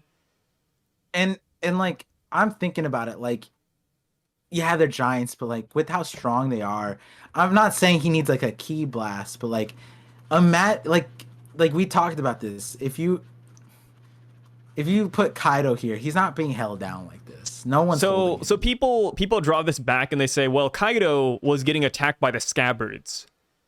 But so this shouldn't look bad for the Gorosei. But the difference is that was like base Kaido, Dragon Kaido. Like this is awakened Gorosei. Down, though. You know what I mean? They weren't they weren't like overpowering him and like, you know, holding him down. Like actually, they held Venus down so hard that he got out of his horse form. Did you see that? Yeah. Oimo and Kashi hold down the horse form. Venus spits out Sanji, and then he turns back into his like awakened human form. And it's like, dude, like, I don't know. Like, I would say Kaido, you know, like I said, Kaido is all about tanking blows. Like Kaido wanted to tank the blows, right? He wanted to see how strong people were. Yeah. I don't know if it's the same for Venus. And, you know, people are also bringing up the Saturn line. Like, if I want to dodge, I could dodge. But that's Saturn, you know? Like, could you take that mindset and apply it to all the Gorosei? Maybe Saturn just wants to get touched, right? But I don't know if I'd want to be... Like, Par, like, let's say you like banana-flavored ice cream. I don't like banana-flavored ice cream, even though we're associated. You know what I mean? That's just kind of how it is. So I don't know. Like, I hope Venus next chapter turns the tables. I'm expecting Venus to actually freeze everybody around him. I think that'd be pretty solid. Venus, he freezes Oimo, freezes Kashi, freezes Bonnie in the air, and then that's when Sanji steps in with the fire, and he's like, "Okay, I'm gonna take this seriously or something." Yeah, I like that. It's just like, why not sooner? Like, you know what I mean? It's always gonna be that with the Gorosei, like because if they he's have not these serious. crazy, I guess so, and. It like, I'm not saying that Oimo and Kashi are weak. I'm not saying Venus needs to be as physically strong as Kaido. But like, it's like the perspective, it's like, yeah, we're just buffing Oimo and Kashi to the point where it's like, I'm not saying that this should be the relationship, but like, if I am this vastly stronger being and these are ants, right? Remember the analogy, like the thing was like, people are saying like they're not serious, right? And the perspective then is like their house, like imagine the Gorosei, their house is on fire, but they needed to save their family inside, like, you know, Punk Records, York, and the power plant. These are all things that are so important that they're risking, and the broadcast. These are all really important. Let's just in the scope of it, let's just say that they need to run in and get these valuables things. They have to do it. And on their way into the front door, 4 ants. Just hold them back. And is that not a part where you're like, yeah, I'll let them stall me out? You're gonna bring out your full force. Why not? You have stall me out. Like, I'm like, Venus straight up has poison. Why isn't he using it on Chopper? Why? That's the equivalent of you having raid and you see the thing. Why not blow up these ants like that? Right? That's the thing. It's like they have a timer. They're not facilitating the timer. Kaido did. Doflamingo did. Hody Jones did. They all were the implementers of their timers. He is not. He's running against the clock right now, and he's being held down by giants. I would imagine if he were actually capable, he'd be able to just break free of them. It shouldn't be 2 giants. It takes 7 giants. I maybe respect it. But then, yeah, Bonnie's coming in, all that stuff. If the AOE freezing thing was something he could do, why not just do it before? You know, why not just do it then? Hey, right? You gotta admit, while the Gorosei aren't looking the best, you gotta admit, the Straw Hats and like our side, we can look at them with a smile on our face, like Sanji, Oimo, Kashi, Bonnie, you know, Chopper and them. Like, it does put a smile on my face. Like, I'm happy to see them do something, but it's sad to see that it's at the expense of the Gorosei looking like bozos. Which brings me to the other part that we brought up yesterday on stream was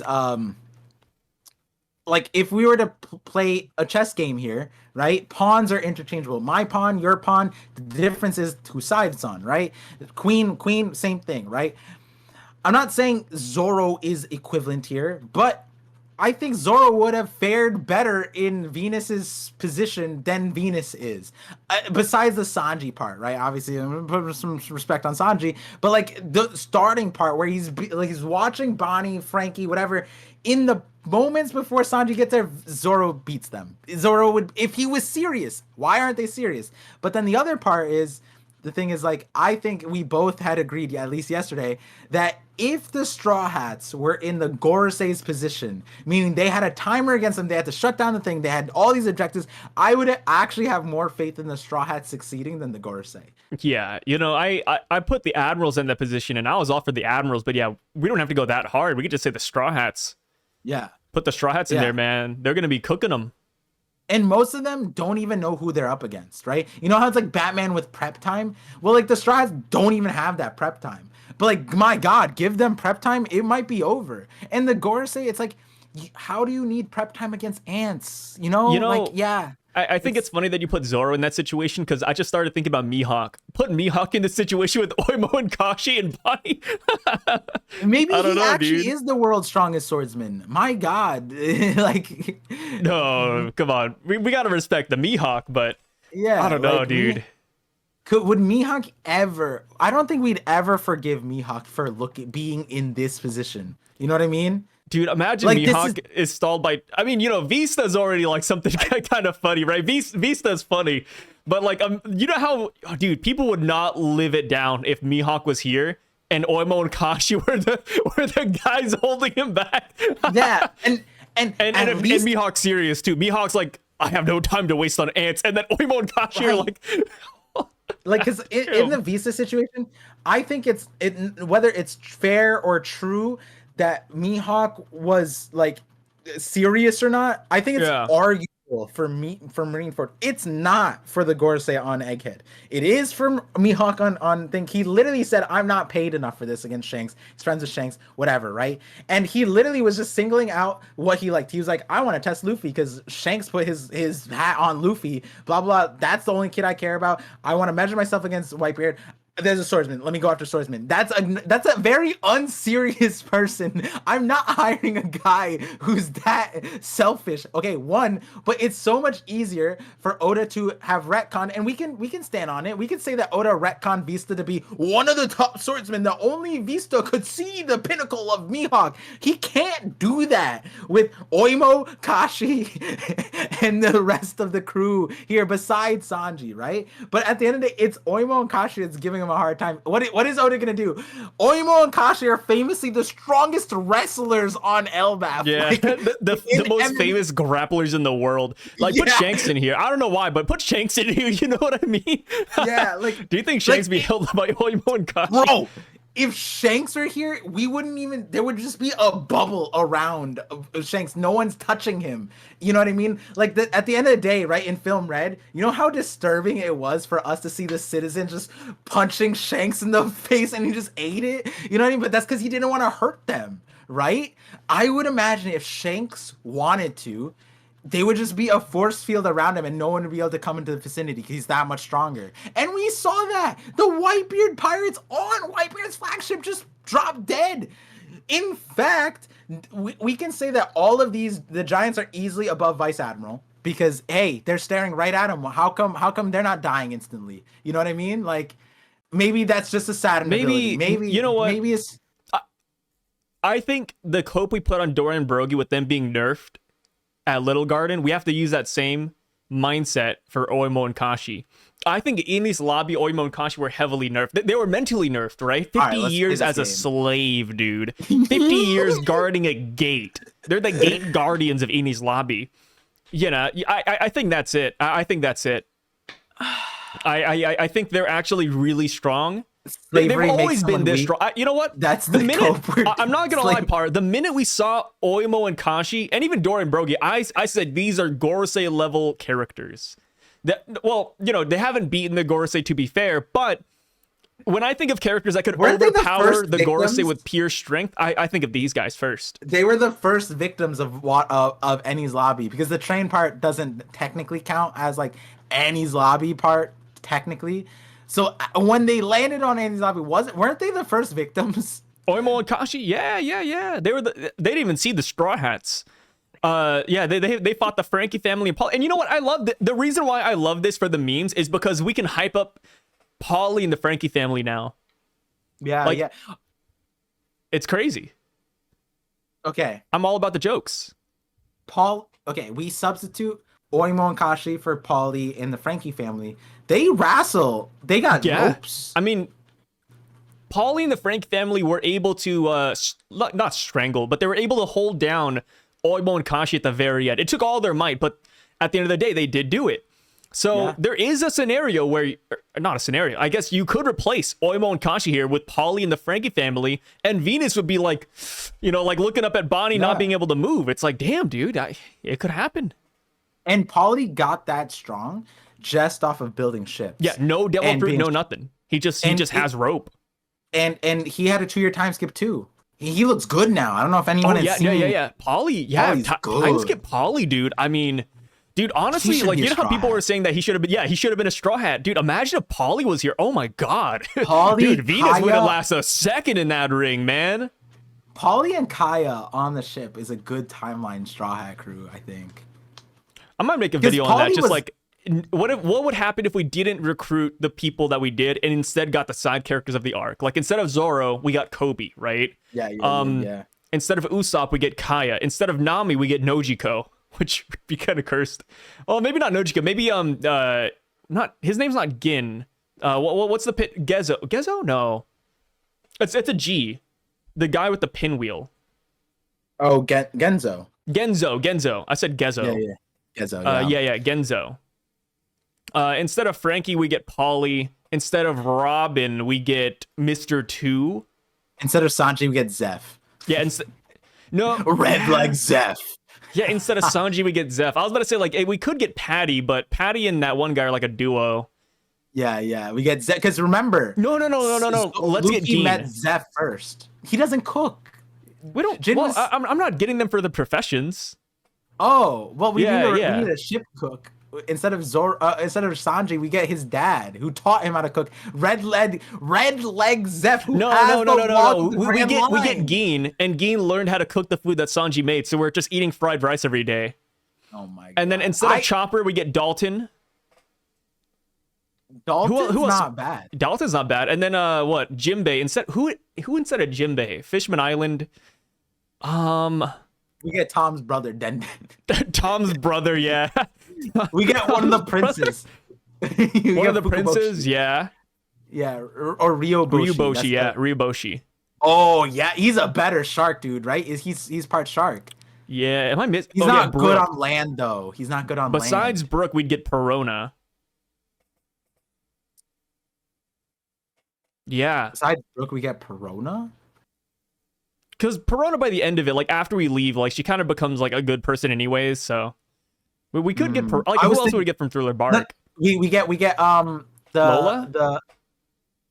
Lola's not bad. Big Mom's kid. That's kind of sick. Untapped potential. Yeah, Charlotte. Oh no, I was thinking the Hogback's girl that Sindri, she turned, and she had a cool quirk. Her attacking ability was throwing plates at people. But Sindri dies though because she's a zombie.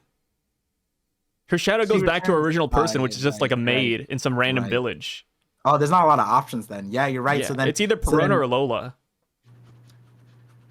Yeah, Lola easily. What? Lola? Okay. I mean, I just like Perona, so I was banning for her. Like Come on. Yeah. Yeah, that would be a... Dang, do you think that'd be a good crew? I prefer Zeph. I like eating multitude of things. I'm pretty sure Zeph is a better chef than Sanji, right? For now. I think Sanji surpassed... You know what? I think Sanji surpassed them at this point. Like, because of Ivankov? Yeah, because of Ivankov, time skip, new world ingredients. What if we get back and Zeph is still better? Like, Zeph is like, sit down, little eggplant. I'll teach you how to I don't think that would be bad, though, you know? Like, if Zeph just always stayed better than Sanji up until the day he dies or something, or up until Sanji eclipses him, like, that's totally fine. Like, I don't think Sanji would be mad either, right? Like, I think Sanji always... Like, you always want someone to be better than you are until a certain point, so... As far as, like, people go, he's, like... He successfully survived the Grand Line and did all he did, got a reputation and lived and made it out and is living his dream and passed on his will. Like, there's not many characters that can say they lived. Like, I mean, I'm not saying Zeph lived a particularly spotless life, but like, you know, Roger died, with a kid on the way and he couldn't pass on much. He just kind of laughed. So he got stabbed by fodder. There's not that many other characters you can really. And Odin, he would be the Boils. old man of the crew too, right? Because Franky and Yeah. Robin are like the old people, and Jinbei Yeah, too. yeah. So yeah, Zeph would Robin's. fit. I think Robin's the old, a little old. Is she's like 30, right? Oh, I thought Robin's like 40. Yeah, no, No. you're right. She's 30. She's 38, right? No, I thought Franky's 38. Or is Robin? No. Robin's 28. Robin's 28. Yeah. She's in My the bad. 20s. Yeah, she's 28. Yeah. Because O'Hara was 20 years ago and she was 8 years old. Yeah, 28. Yeah. Somebody's in their that's- 40s. Is it Franky? Frankie's 39, I think. 38? 36. 36. Right. Jinbei age. Huggy's 39. Jinbei right? is Shank's 46. 39? Yeah. I was going to say, like, one of them's in the 40s. I know that damn, for sure. He's only 40? Damn, 46, he lived a yeah. stressful life, bro. Wait, okay. So in this scenario, instead of Sanji, Zeph, instead of Franky, Polly, do you think Polly, Zeph, Oimo, Kashi, and Bonnie could take down Venus? Or do the same thing here? I think they could. Red Leg Zeph kind of goes insane. Yeah, Red Leg Zeph versus Venus. Oh damn, yeah, that'd be kind of fire. And then Polly would assist too, because Franky doesn't do anything here. But dude, Polly would be holding down this horse, dude, with rope. Oh my god. Over. Yeah. Yeah. And like Polly would also be able to get the ship ready too at the same time with this. Oh yeah, rope. he is a shipwright. Yeah, dude. Oh Yeah, my he's god. a quack shipwright. He was the first like shipwright to really be on our side, which is why people liked him. But like in that thing, he was like he had the most cracked rope abilities. He brought out like the assassination rope with the knives tied to it, and he's doing that all instantly. Like imagine we gave him time skip. Yeah, Usopp, time skip Polly. skip, Oh my Polly. dude, he'd be so powerful. Wait, yeah, time skip Polly. Dude, he would go to an island and get like specialized rope. He meets Doflamingo and learns how to use the ability the way Dofi does. Instantly cracked, overheat, bro. Over and rope. The thing is, people gotta remember he doesn't have a devil fruit. Polly is just devil all fruit, dude. skill. Oh my all god, skill. dude. Dressrosa. Luffy offered Franky the Mera. Franky didn't want it. Imagine you put Polly. Polly said, "You know what? I'll eat you. I'll eat the Mera. I'll inherit Ace's will." Just Polly, dude. Oh my god. Just a fire thing with like ropes coming out of it. That's terrifying. I don't know why. Wow. Yeah. Dude, Venus would be so cooked. Like Venus is like, "I'm gonna use the chill of the underworld," and then Polly's like, "Not today, Venus." Wow. Yeah. He rodeos him down, burns him at the stake. He'd be like Ghost Rider. Yeah, dude. I think Venus might just have to join the crew. Venus would be like Zeus. Like, like Nami has Zeus. Polly would be taming Venus. Venus would be the horse of the group. Like imagine like we get into a fight, right? We get into a fight. And then Polly's like, let's see if you can handle my horse. And then Venus just walks out. Like Venus just has like a rope fire collar around his neck. I need people to understand how far we altered the timeline. Venus went from a Zoro opponent to a Polly's pet. Polly's pet. Just pet of the Straw Hat Pirates. Just because Polly joined the crew instead of Franky, he goes from Zoro's opponent to Polly's pet. Yeah, because the Straw Hats wouldn't have a swordsman anymore, right? I don't think anybody we listed was a swordsman. Wait, yeah, we have no swordsman. Yo, Kobe? Yeah, we have. Oh my god, Kobe! Oh, dude, Kobe would be so powerful if he was a part of the Straw Hats too. Well, maybe not because he doesn't have like the battleship bags. But instead of Zoro, we get Helmeppo and Kobe. How about that? Oh, Helmeppo and Kobe. Oh my, dude. Yeah. Because Venus would be Venus would be a Helmeppo opponent. Helmeppo. Oh no. Oh dude, god. This would be such a cursed timeline. Yeah. Wow. But it would be so cursed that I would love to see like a One Piece spinoff with this. Yeah, dude. We can make a multiple video series about what would happen. Have you seen Dragon Ball does that? There's a Dragon Ball creator out there. I forgot their name on YouTube. All of their videos are cursed timelines. Like, oh, Goku got the goddess of Universe 2 pregnant, and then Chi-Chi found out, and then Chi-Chi goes like Super Saiyan. It's like the most cursed videos. There's another one where like, oh, Goku's former lover dies and gets reincarnated as a fish, or like there's a YouTuber out there who gets like hundreds of thousands of views, and those are his videos. Oh, I'm doing this. I'm doing this. Yeah, we could What do that if? for One Piece. Yeah. Just the My most second channel cursed videos. is becoming a what if channel. That's what my second channel is gonna be. Yeah. What if Oimo and I'm Kashi were down. giant fishmen instead? And then you could make it. What is it? What? How? Everything else sort of had logic. Why was the? What if we just changed their race entirely? What if we change? What What would if we that change their change race? in this moment? They'd be smaller. Like I don't. No. Like imagine you replace it, and then you have Venus looking up like this, and then you change Venus's dialogue, and it says, "Get off me, you dirty fish." Oh my god. Yeah. And then that's the video. That's it. Just racism. Yeah, we just. Yeah, we just talk about You that. make an entire video, there'd be so much more racist against them. Can you You know what? imagine the dialogue? When One Piece ends, if we still do these videos, the Parcast, we should do these stupid what ifs. Yeah, I think we mean, really should. we littered this video with a bunch of that, to be fair. Episode Dude. 1 of the new Parcast. What if Oimo and Kashi were giant fish people? Oh my god. No, how about this? What if Oimo and Kashi were this strong at Eni's lobby? Oh yeah, and then it's a picture of Oimo and Kashi like you're not getting past this gate. Yeah, it's Luffy, because Luffy jumps past everyone, and Luffy's fighting Lucci, and he wins, and then Lucci's just like, but what about your friends? And then we just see Ooh. Oimo and Kashi have all of them like in their hands crushed. And then we could have another one like what if Kuina never existed and instead Kuina was just Zoro's split personality like Cavendish and Hakuba. I actually think not that sort of, not that, but something similar. Yeah. Like imagine every time Zoro goes to sleep, he grows boobs and then he becomes Kuina. That'd be crazy. They would be so cursed. instantly Oh, lose. but wait, Sanji loses. yeah, Sanji would lose that fight. But hey, that would be crazy because that means that Kuina, her dream would also be achieved too. They both become the world's greatest. Oh, yeah, that'd be nuts. Imagine this whole time Kuina was just made up. Like, and so like that'd be so sick. What's his face? What was Zoro's the dojo Shimotsuki guy? Kyoshiro? Yeah. What if Kyoshiro, like, there was no Kuina and he just looked at Zoro like he's schizophrenic? Like Koshiro. It's Koshiro. Yeah. Kyoshiro is the Wano guy. Pompadour man. Yeah. See, what if we like knew the entire time that like he never had a daughter? It was just Zoro, and Zoro was just bugging out the entire time. Dude, that'd be nuts. That'd be kind of funny. That'd be a funny plot twist. The live action casted a whole ass person for Kuina is made up. It's just Zoro fighting his with the Zoro light novel. People are saying that we might get more insight on Kuina's death.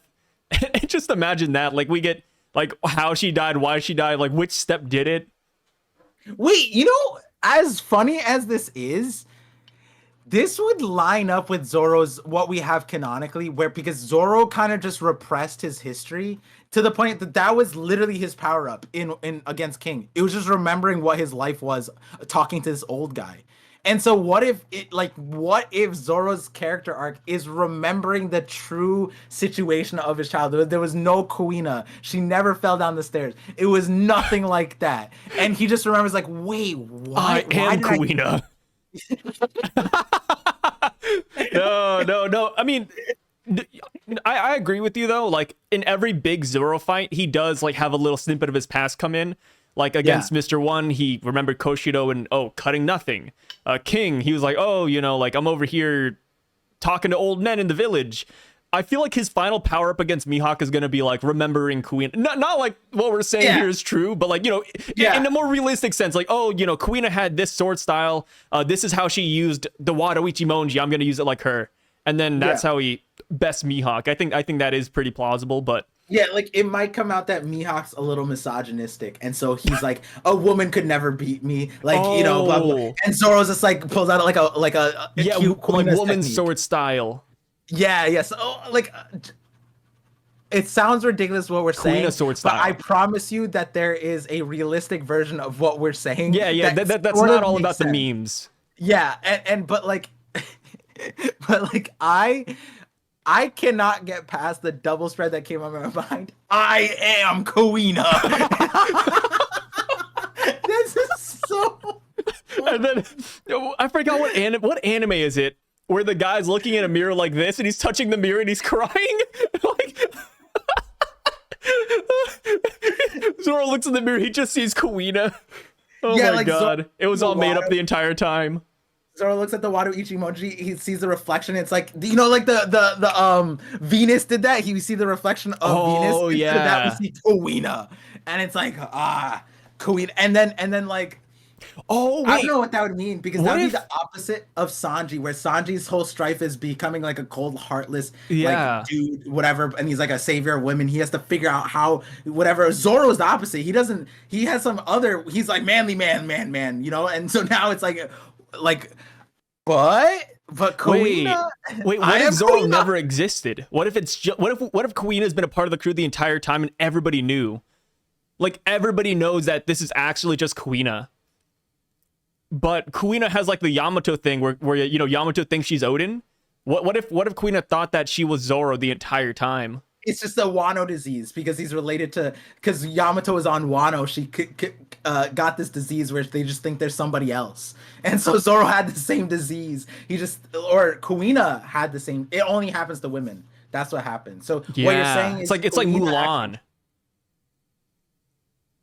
Kuina's Mulan is crazy. Dude, that's it. It's over, man. I think we cooked up the best horrible theory. Kuina, because Kuina's dad was like, you can never be the strongest. And then imagine we go back in like all of One Piece history, and then Oda releases another version where it's actually just Kuina instead of Zoro. Is like what really happened? Yeah. Okay. We reversed the plot. Now it's not Zoro's schizophrenic alter ego as kid as thinking he's Kuina. No, Kuina is Zoro. Theory is correct. Can you imagine that Kuina is Zoro? Is the craziest YouTube clickbait I've ever heard. And then imagine like we literally go back to day one of Zoro, where Zoro was like on the thing execution yard, and it's just Kuina instead, and Luffy's like, hey Kuina, can you join my crew? Yo. Oh, that would be like a real. That's a weird like Marvel what if story, you know? Like Marvel has like the zombie what ifs. This is the One Piece what if. This is it. Because you know how Luffy looks at Gaimon, and he looks at him silly. Join my crew. He looks at Brook, skeleton, silly. Join my crew. He looks at Zoro. When has he ever looked at the serious guy and said, join my crew? He looks at beneath the person. And what if Luffy sees, he's like, this guy he thinks, I don't know what he thinks he is, but Zoro looked kind of silly day one though, because he had the bandana on. Maybe bandana Zoro is stronger because that's how Kuina hides the long hair. Wait. What if, okay, hear me out. What if the bandana is actually Kuina? That's what I'm saying. Wait, like imagine the ins, like, you know, we only see one side of the bandana, right? Like the black cloth. Imagine the other side of the cloth is actually like a living, breathing Kuina. Like there's a movie that kind of did that too. Voldemort, but like different. Yeah, like a Horcrux. Yeah. Ooh. Yeah, and then it's like Ratatouille. Imagine it's like Ratatouille, where the bandana tells Zoro what to do. Like cut King over here. You know, cut Mr. One to the left. Yeah. If the bandana was Kuina's and he remembers that, that would actually, memes aside, right? In the last, I don't know what's a joke anymore and what's real, to be honest. I don't know. The lines are blurred. Somewhere down the line in One Piece history, we will revisit this conversation and pull apart the bullshit and the sewage and find the truth, the golden. The one diamond. It's not the diamond in the rough. It's not the needle in the haystack. It's literally hot. Why do people watch these videos? You know, I wonder that sometimes. If you're watching this video, why are you watching it? If you listen through this conversation, why'd you do this? Please comment below. Why are you here? Why are you here? Same thing yesterday on stream. Remember we had all these like stupid ideas. I mean, we're talking about the same chapter, and we haven't repeated those stupid ideas, by the way. So I'm proud of us. But at the end of it, right after, I forgot what the cracked idea was, but it felt like we solved something huge, and we sat there looking at each other in disbelief. We're like, oh shit, we gave them a reason to keep listening. That's like right now. It's like, I'm sure there's something after here, but like in this moment, it's like everyone has to listen to. Kuina is Zoro. Zoro is schizophrenic child. Yeah, no, that's just how it is. We have 99 bad ideas that are just like, you know, Kuina is a bandana that talks to Zoro like Ratatouille. We have 99 bad ideas, but in the midst of the badness, we have one idea out of all these videos that actually is pretty decent. Yeah. You just have to sift through all of it. You have to like swim through the water. I'm not gonna lie, I actually kind of like the idea that the bandana was Kuina's, and then Zoro later on in another fight remembers that, and that becomes like some kind of meaningful power up. But like, it's kind of lame. It's kind of like not shonen. It's kind of like weird. It's not like the Zoro we know. Like, what would that even mean for him? Like, oh, Kuina's in this bandana. I'm gonna fight harder. Now, that doesn't mean anything. But like, on paper, that's kind of a cool idea. You know it's very I mean? shonen. In a way. Yeah. I said it was like not shonen in the scope of Zoro's character. But in shonen period, that is a thing. It's just like the way Oda made Zoro. It's like he cares about that bandana, but he's the type of character to toss meaningless stuff, right? And it's like what meaning would like the Going Merry is an example, right? He was on the ship and he cared the least. He didn't cry, right? So why, like, to Kuina's bandana, it's like, I don't think he'd be the type to be like, oh. He really did keep that bandana all the way through the time skip, right? Like, that's the one piece of his clothing that just changes all the time. Yeah, maybe. Damn, I'm something's there. Maybe Kuina put on the bandana so that people would stop thinking she's a woman too, because that was like the whole thing, right? Like because people look down on her. No, people didn't look down on her. It was they didn't believe in her. Yeah, they did. Like her dad didn't believe in her, which is crazy. Exactly. Yeah, believed in Zoro, gave him the sword despite him being a kid, losing to Kuina. Kuina's dad's a little bit sexist, bro. I'm not gonna lie. I mean, yeah, he's from Japan, where the whoa. All right, so as we were getting back to it, you know, because we got to move on. We got we don't have too much time left here before my camera just dies. But Polly and Red Leg Zeph could beat Venus, so we got that cleared up, squared away. We go down, we see Duval. Cool, love Duval. Hopefully he's not selling slaves anymore. That'd be sick. Caesar. He's really sad that Vegapunk is dead. I want to see what happens to Neo Mads now that Vegapunk is gone. Like, will they avenge Vegapunk? Because I think that could be a possibility, right? Yeah, like, it's like a troll. Yeah. Get like the guy who one upped your adversary. That's usually how it goes. So yeah, Caesar, Judge going against the world government. It's very plausible. Because also, if not them, who else, right? Yeah, Judge is also like opposed the world government in a lot of ways because he's technically a pirate, technically not. He's honorarily in the world government, but he had the same choice, I imagine, as Vegapunk, right? Because it was that like Vegapunk and Judge were the ones together, and then that's when the world government got them. I would imagine Judge could have joined too. I don't see why they would not let him be in the thing. I think it'd be sick if Caesar and Judge actually did the Impel Down breakout. I know, like, I've kind of gone back and forth about whether or not Cross Guild would do it, but I think Neo Mads could do it. For Queen? For Queen. And they would be a great opponent for Magellan. In a way. Because, like, you know, Magellan's all about poison. And then we have, like, what? Evil scientists here. I feel like that could potentially be a cool matchup. Or, like, a matchup that would be off screen and we'd be like, wow, that's dope. I think it might play out to be that it's an unsuspecting group up. So like I think Cross Guild could go. It's not all of Cross Guild, it's some. I think Neo Mads could go. I think like and the reason why is because like the team up of if the Strawhats are getting a Vegapunk, Cross Guild getting Neo Mads, we've all thought that. Some people even thought Vegapunk goes to Cross Guild. But if we create a situation where they all converge, naturally, Impel Down is that way. How do we know that? Well, first Impel Down was exactly that. And out of the fallout of that, we got a bunch of new groups that are now the current Yonko.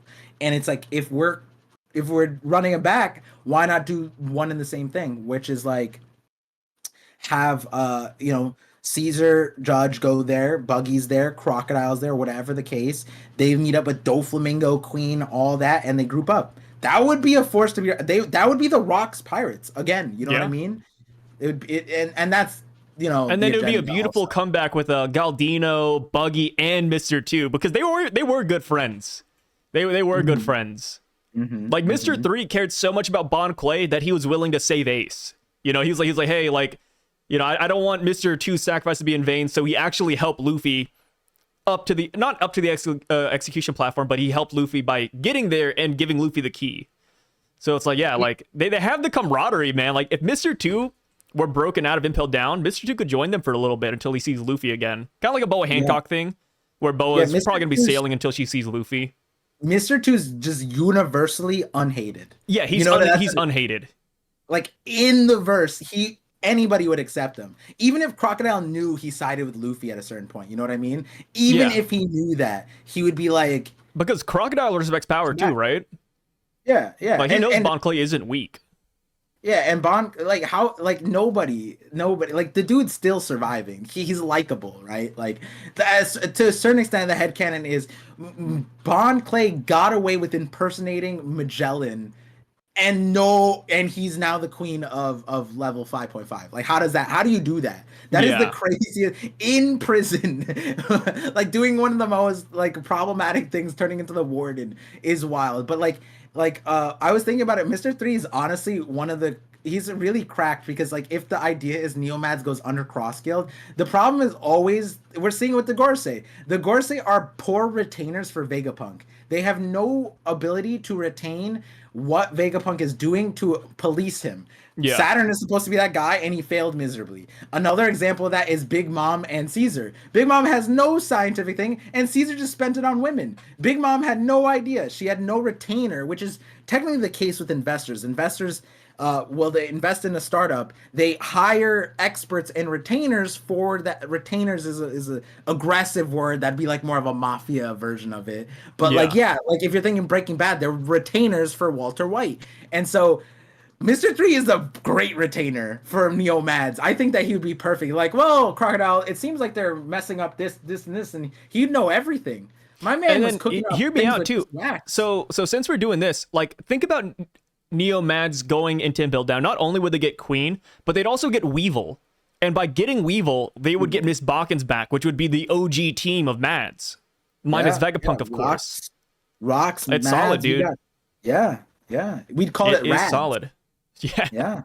So Caesar, Neomads, I really want to see what they're gonna do next. I would love to see just like not a cover page story, but like just a chapter or two of them. It would be awesome. Yeah. Big News Morgans. What's up? Caesar's a character where I accept the the simple failings of his powers because of the story, but I appreciate his position, what he's doing, what he contributes. I can't say that right now for the Gorosei. You know what I mean? Like that's where it's kind of weird because it's like they're not fitting any position that makes sense at the moment. We have no idea. People are like, are they below Holy Knights, below Admirals, wherever? Are they just Emu's puppets? Like that's crazy. But with Caesar, you know what you're getting. You know what I mean? Yeah. Like the moment Luffy punched him, and the moment we started leaving, Gangster Gastino, Caesar, whatever it is, buying women, awesome character though. Made Katakuri smoke weed is crazy, right? Like that's awesome. Buffed up Chopper. The reason why Chopper lived Queen is because of Caesar. It's like bro is fitting what we expect him of. Chopper and then even Judge, like we can hate Judge all we want, but dude, let me tell you, his sons came out pretty good. Like, his tech is there for the most part. Like, Sanji's exoskeleton. Yeah, Sanji's hard work is a main factor in that. But at the end of the day, like, we kind of have Judge to thank for some of this, Yeah. Like, Judge is solid too, man. Like, even... Well, maybe not Queen. Queen is kind of a questionable one, because all they had was Isoni. And he was a bio weapon. Yeah, and he transformed himself into, like, Doc Ock in a way. Just had a bunch of random powers. But yeah... outside of them, though, we have Big News Morgans. What's with the big broadcast? Is he trying to kill print media? But little does Morgans know, or well, I guess he should know, that Vegapunk is dead, so technically he doesn't have to worry about this too much. And with Vegapunk being dead, I guess he could just take over the Heisen Denden Mushi market. There's nothing really stopping him. Yeah.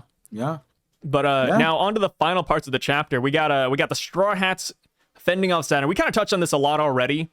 But, we just talked about how bad it made the Gorosei look. But now it's time to hype up the Straw Hats, because they do look really impressive, right? Brook cutting off a leg. Usopp, we kind of memed on Usopp, but hey, maybe that took off a leg in the background. We just don't see it. Maybe, like, that took up 3 legs, and it's just his hind legs, right? Nami and Zeus. I love Zeus. Zeus is a great addition to the crew. I just wish he had more lines. And then Chopper... It's kind of crazy thinking that guard point is able to not be pierced by Saturn's claw, but hey, maybe guard point is just that strong. What do you think about the Straw Hats here? Do you like the way they showed out? Anybody really impressive to you, like out of the group? Well, what do you think? Nami's the most impressive because saved Robin, is holding Zeus back. Like the reaction time, all the stuff. That's something Brook. That's something Chopper. Like Chopper's the most, in my opinion, the most equipped here to like deal with the situation because he has so many forms. He can wrestle. He can wrestle a thing with the monster point. He can probably be the same size. I don't know if that's better for him. He has kung fu point. He has arm point. He has jumping point. And we saw Sanji like parry these blows. Like it's not a feat speed wise apparently. So like Chopper should be showing out. He's the most capable here, I think. Brook, impressive, cutting off that leg. Impressive. Is it the most impressive thing? No, because we saw him lose a leg to a building. But like Brook is like doing it nonchalantly. You know what I mean? He's just like, whoosh, and then he keeps it moving, and he's going towards Nam. He's going towards Robin. Usopp, sure. But yeah, Nami's easily best. But like technically Robin, bro. Robin could I think Robin, if she didn't have PTSD, Saturn should be worried. Like if Robin, I want Robin to do something, man. Yeah, just boom, and like just, an actual spider.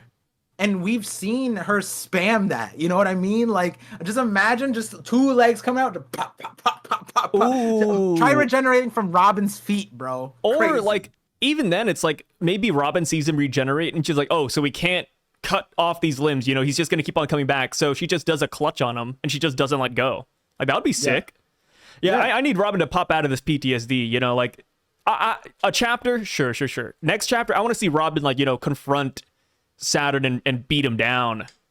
Yeah, and the only caveat to that is that she seems significantly injured, which is wild. Oh yeah. Robin is the most injured out of the group, right? Like she had to be carried here. Like she was carried here. She took a nap, right? She also fell asleep. I wasn't keeping track of Robin sleeping, but yeah, Robin. When we first saw her, she talked about how she had to take a little nap. And that's why we haven't seen her for a while. So I mean, hey, you could say she's well rested, if anything. Robin, dude, demonio form, spider versus spider. I think Robin has this, to be honest. Yeah. And the thing is that we're showing out this good, and we talked about it earlier, but Zoro and Jinbei aren't here yet, dude. Yeah, and then Zoro also and think Jinbei about are not here. here. Robin. She already beat a spider. Black Maria, cakewalk. Yeah. Yeah. This is the Straw Hats without Robin, Jinbei, and Zoro. They're already fending Saturn off. And this is Saturn who said, hey, don't get in my way. Like, I have no time for any of this. This is also Super Saiyan 2 Saturn. This is like awakened hybrid, poison claw Saturn. This is the sort of lobotomized one. Like, we all thought that he just became nonverbal for like a chapter or 2.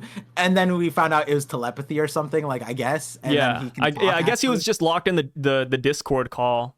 Yeah. Had the mic muted. But realistically, right? He's here. Why aren't the boogers out here? Because if I had regeneration powers, I would just be, just it caused as he's not in Mars' situation. Just walk through the fire. Maybe they just don't know the meta.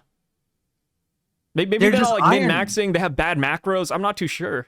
Yeah, they would be an iron team. Like each individually, their stats are cracked. But you put them on a team of 5, put them in a league game, they're bronze easily. Iron, maybe. Yeah, it's crazy. And that's why it's the big question of who's the player against Robin, right? Because these guys, they're showing up to be like they're just scary pawns at this point. You know, be cool.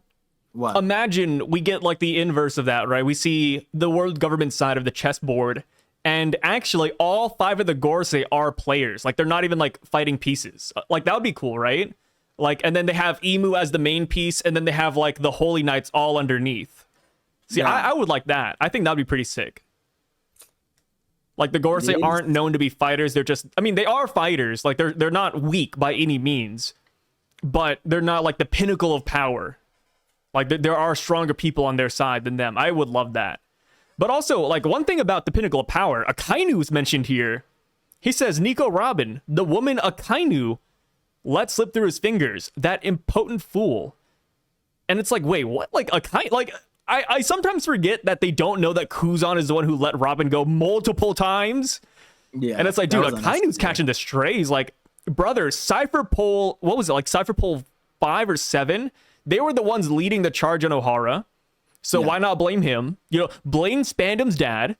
Why don't you blame the 4 other vice admirals that were there? Why not blame Saul, the VA that did defect? It's like, dude, there are so many people that Saturn could blame here, but he blamed Akainu. And I can't help but wonder if Akainu's, you know, gonna not defect from the Navy, but maybe pull the Navy away from the world government, which is something we could talk about here in a second, because, you know, the Marines are shocked when Vegapunk says that the world is gonna sink. If this gets tied to it, I feel like there is a world where Akainu's like, hey, F the world government, because he already doesn't like them. Like, Akainu just notoriously does not like the world government already. So you add into the fact that they hate him, you know, the feeling's mutual, and you add in the whole world sinking, then yeah, I feel like that could play a bigger role later. It's kind of like how I'm looking into the Franky line, like, oh, Franky, I heard he's a ship. Same thing for Akainu. It's like, yo, these Marines, man, at some point they're gonna separate from the world government. I mean, I'm excited. Even if you want to follow this pathway too, you can even use the I forget what chapter it was, like 1093, 1092, where Akainu's facing off Kuma, and he gets Akainu gets berated by the Celestial Dragon citizens. And it's like, why is that his fault? Why where's Garling? Where's the Gorosei? Where's the Holy Knights?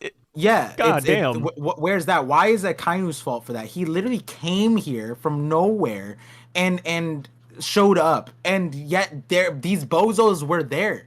They were there. And they didn't do anything. They didn't lift a finger. The Holy Knights didn't lift a finger. Garling was there. He didn't lift a finger. No one did a thing, and he did. And again here, and it's ironic because we brought him up earlier. If you brought a Kainu onto this island, I think you could get rid of all of the 4 of the Gorosei, and it would be like an equivalent swap at that point. Like a Kainu, he's doing a better job. He would be doing a better job on Egghead than them, and then Saturn. And if Saturn wants to play that game, I could rephrase that. You must be Kuma, the little boy that Saturn let you escape off God Valley along with 500 other slaves. Imagine we use that line for Venus later. We're like, Venus, the man who got held down by Oimo and Kashi, huh? The man who couldn't stop people from boarding a ship. Yeah, like it's literally just ironic, hypothetical, oxymoron. Like there's so many hypocritical, all the words you want to put on to Saturn. His stocks are dropping. His brain stopped working. Maybe he is lobotomized in this moment, right? Like I don't know, but like lines like this is like Saturn. Come on, bro. You're antagonizing a guy who's like supposed to be on your side. You know what I mean? Like probably the strongest person on the Marine side. You're antagonizing him. Why? Why are you doing this, man? You don't have to. You don't have to. And I'm sure you would appreciate if he was here right now. And it's like Jeff Bezos calling his strongest soldier Jeff Bezos, his strongest soldier, the strongest delivery driver, calling him fodder. I mean, that happened when Akainu went to Murray's Raw, right? Like Akainu was like, hey, what's up with Doflamingo? Like, why'd you guys bend the knee to him? And then they're like, hey, Akainu, watch your tone. You're a mere fleet admiral. It's like, damn, dude, like... Yeah, if he wanted to, he could do so much damage to you guys. Yeah, and the full context of that conversation was Doflamingo was given immunity, then defeated, and so that made Akainu look bad. And he's like, "What are you guys doing? Why did you guys give him immunity? That's so crazy." And then they're like, Yeah, what about Kuzan? I heard he's a pirate now. And then kind of was like, are you for real right now? Are you playing that game? That was like, your fault too. Like Yeah. what, you know, and it's like we had to do a tournament because of politics. That's not entirely my fault. And then he took out his rage on Fujitora afterwards. He's like, "You're all making me look bad," and it's like, bro, it's the Gorosei's fault. I really don't blame Akainu, bro. Like, I would hate these guys. So do you subscribe to the idea that Akainu and the Marines will pull away from the world government then? I'm assuming so, right? Oh yeah. Yeah. Oh yeah, easily. Easily. They've been. I feel like that's like this is like a hard thing to say, but if we were put on a chessboard, right, and like the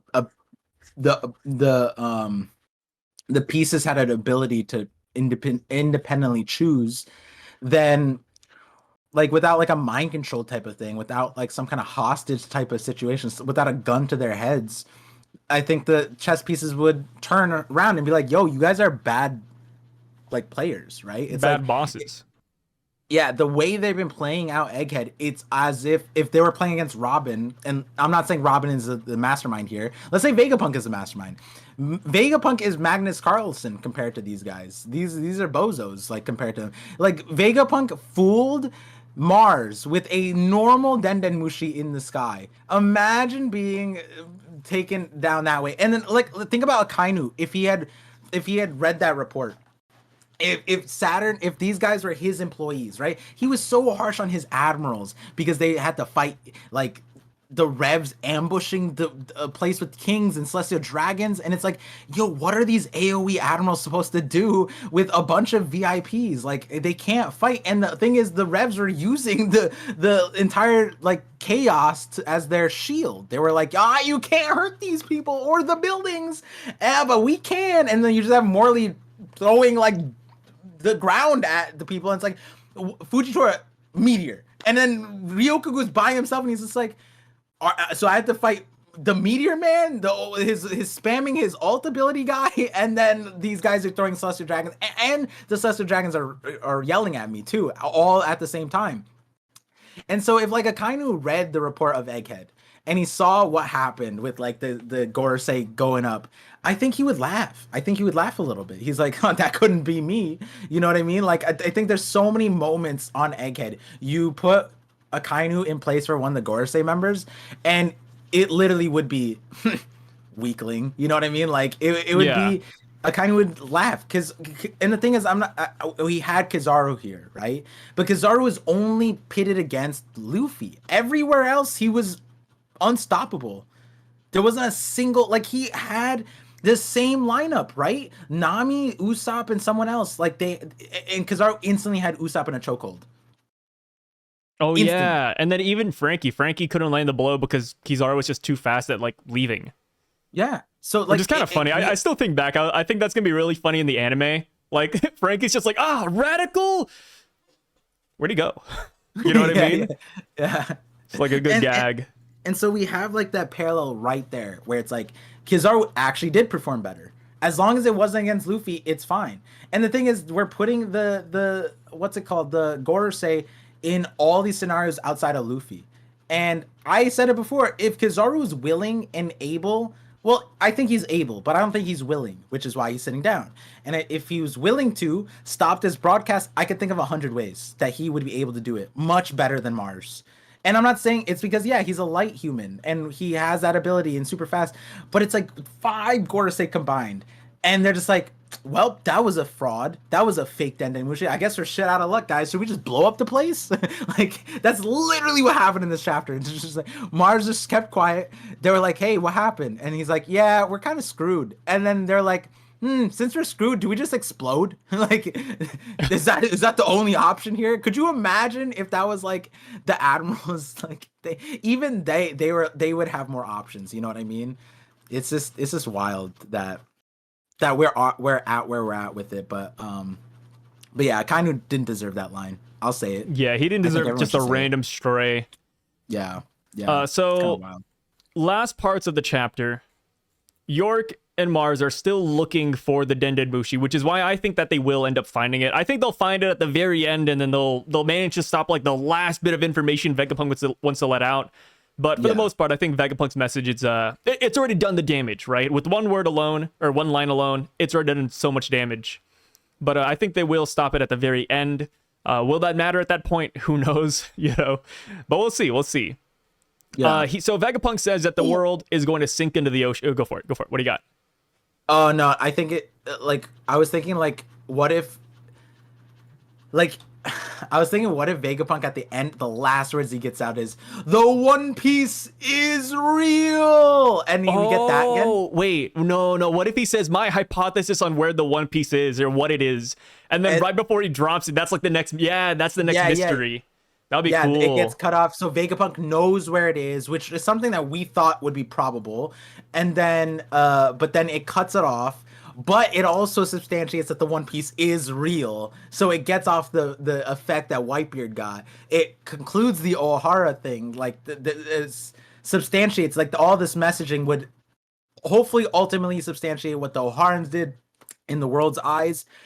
And then it would still cut off as where the thing is, because that would be the Yonkos. That's where the Yonkos come in, because that's what they're searching for. Yeah. Right?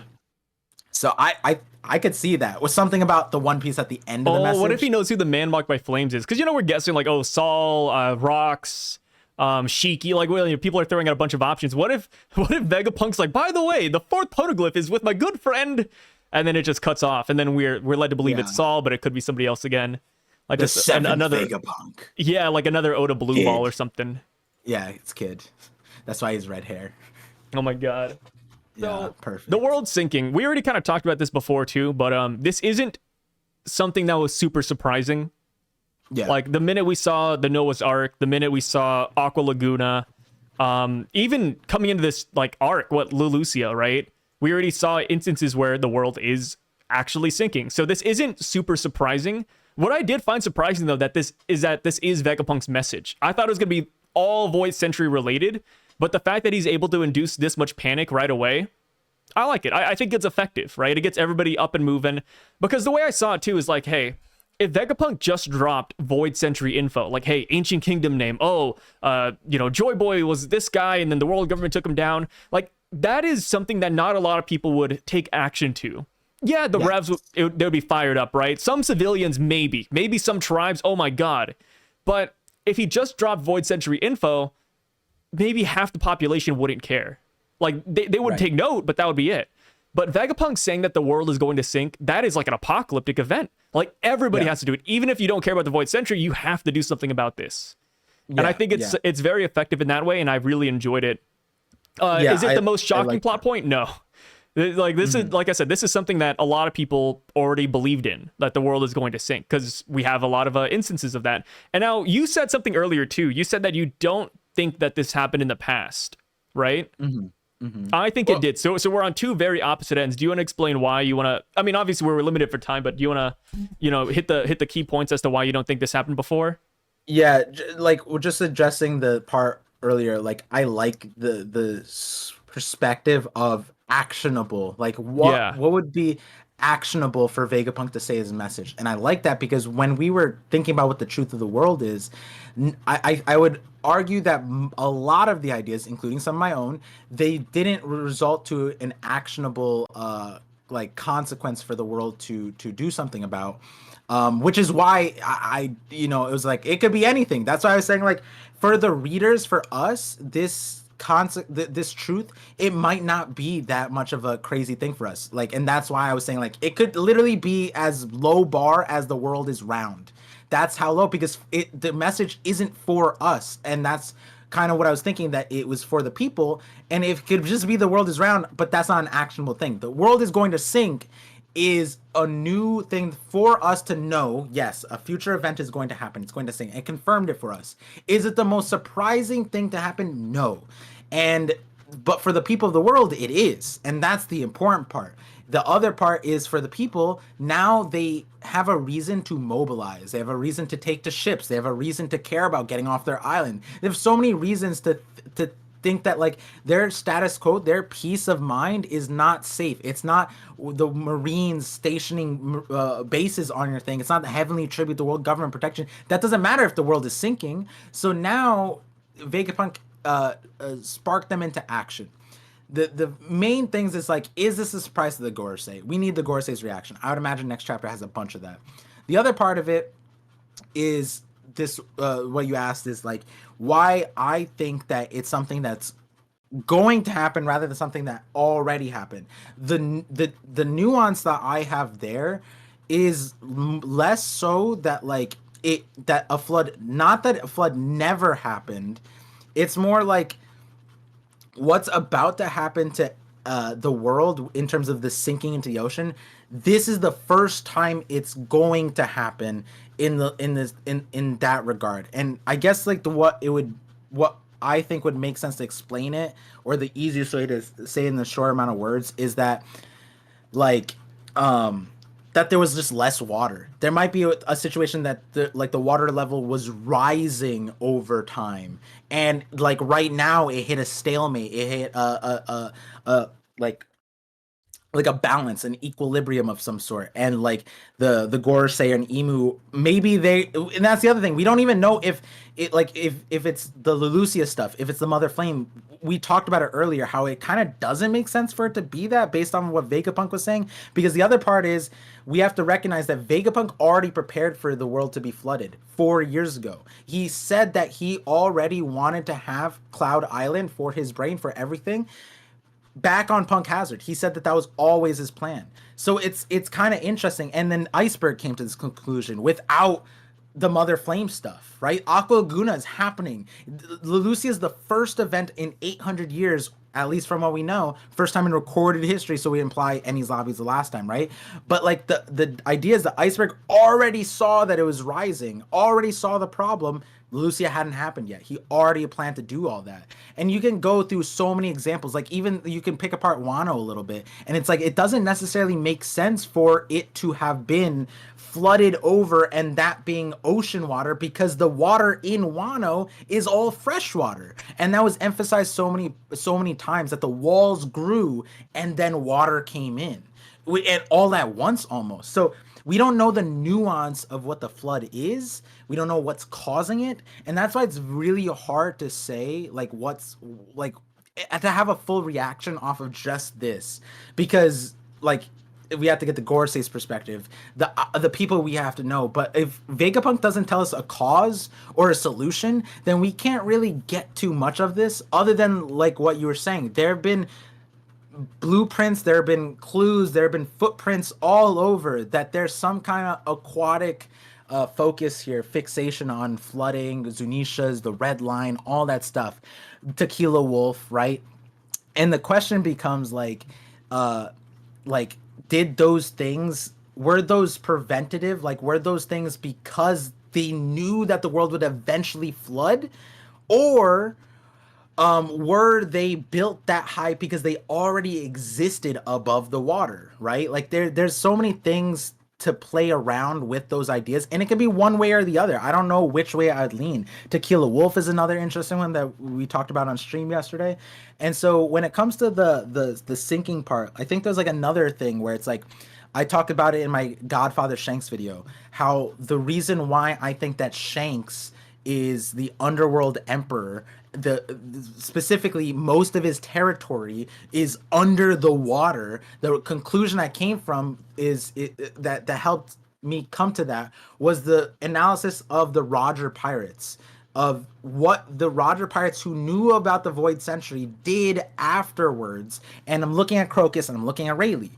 Crocus took refuge in a whale underwater. Like that's crazy. And then Rayleigh became a ship coder, and such a good one that Nami complimented him. And he's risking his entire life doing that because he's a wanted criminal, one of the most wanted criminals, to be honest, ex-Roger Pirate, right hand of Roger, and he's right next to Marineford, sitting on Sabaody on a government-sanctioned island, while being offering himself as a human auction slave in a government thing where celestial dragons are. So he's doing that because it seems like he's prioritizing the ship coding, which if the world was eventually going to sink and they knew that from the Void Sentry stuff, then that means that they were preparing for it in my mind, which is why Shanks probably has preparations as well. And you look at that, then that could mean that the prophecy was that the world was eventually going to flood, and Joy Boy was trying to stop it, and there's all these apologies and whatever, and like the legendary Iron Giant also apologized too. So it's like that's kind of like why I think that for me. Oh, and then also there's the thing where if you go to my Void Sentry video, Karakuri Island, which is Baltimore here, we see that we see the island in Enel's flashback at a time that's obviously before Vegapunk was even alive.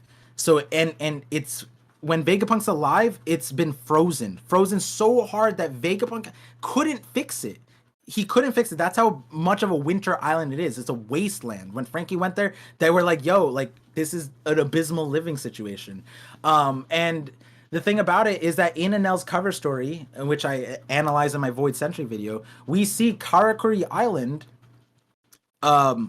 is a summer island. It's like a spring island. There's no snow. There's nothing there. It's a completely summer island. And so my extrapolation from that was that this depiction that Oda gave us in the Enel cover story is from a long time ago, possibly from before the Void Century.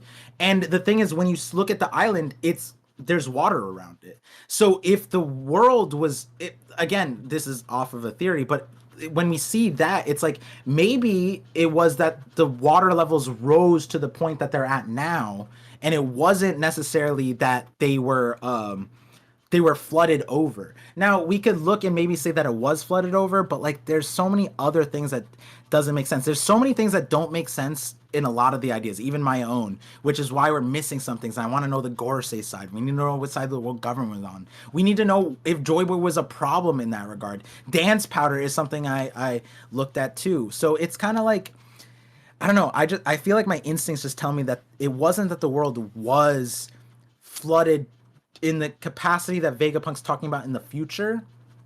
It was something that Joy Boy was meaning to prevent later on. And it might even be that the 800-year timeline is literally just the timeline on the fix that Joy Boy did to prevent the world from sinking. You know what I mean? Like Atlas holding the world up in Greek mythology, right? The idea, like, I forget the full scope of it, but he's holding up the world and he was punished there and he's holding it up. Maybe there's something like that too in the One Piece world, and he's holding up the world so that it doesn't sink. And maybe Joy Boy did something that would last 800 years.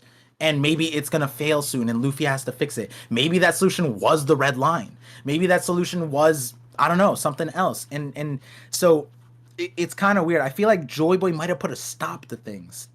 And again, there's so many things that can change it. And I'm open to a lot of the ideas. And there's been a lot since then. I'm just, because a lot of my theories prior have led up to this kind of a statement, and the logic that I was using before was the world is progressing to a failure. It didn't fail before necessarily, but it was going to it. And so like the things that Roger, things that Joy Boy, they did, it was something that later on would be fixed by Luffy, right? So that was a long monologue and your camera died in between. Yeah. I would say I do agree though, like a long time ago during the Void Century, that the world was going to sink as well. And I think to some extent it did sink. I think they did see a lot of land lossage. I don't know, that's not definitely not the right way to put it. But I think there is a lot of land that we lost during the Void Century due to everything sinking, but it got stopped halfway. That's kind of where I fall. And now I could now like that. Like Drum Island is an example. Drum Island could be an example. Long Ring, Long Land, the existence of Aqua Laguna even. I feel like this definitely happened in the past, but Vegapunk, now that he's like created Mother Flame, that's why he's able to predict that this is definitely going to happen now. Like, yeah, this is the world's going to sink, everything's going to go to shambles. Yeah, I will add that like something I didn't mention was the sins that Vegapunk talked about. That will give us a lot of insight, I feel like, on why this message is coming from him. And one of the things that you brought up was like, what if that sin was creating Mother Flame, right? And like, it's kind of like nuclear energy. is nukes a sin? Would the creators of the Manhattan Project consider that a sin? Yeah, they probably have some regrets. But at the end of the day, nuclear power is so vital for the progression of humanity. And, we wouldn't be at the state we're at technically without a lot of the science that came from nuclear physics in general. So it's like, but it could be a sin that he regrets. And here we are. That sin is leading the world to fall down to the ocean. Maybe that is it, right? So, Yeah. so it's kind of interesting, the sinking thing. Like if everything was taller and then like some of the world sank, but not all of it, like what would that mean? Like it's like a shriveled up ball, you know what I mean? Like it's like but it's not all of it shriveled up. You got the ledges and the creases, so it could be something like that. Honestly, the Yeah, One Piece and then we world have is the a ball mystery of sack. like why. I mean, we already talked about it before, but like why Leloucia doesn't just get filled in right away. Yeah, yeah, that's just defying physics. So like Oda could introduce something like that too. So There's a it's lot of neither crazy here nor things there. here. But yeah, world Yeah, sinking. I mean, I think everybody saw that coming, but just Vegapunk dropping that right away, did not see that coming. yeah, It's funny. yeah. It's funny. Like 40 chapters ago, everybody's like, yeah, the world's gonna sink because Leloucia. But here we are, 40 chapters later. It's like, holy crap, it's gonna sink. You know what I mean? Yeah, Kind yeah. of I catches also you. liked what you said earlier before I went on monologue.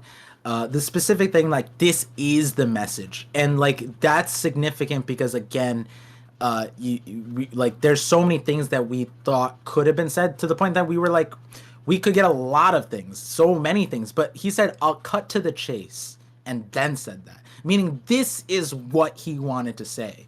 And whatever Yeah. comes afterwards is like his justification or his rationale or his solution or context, right?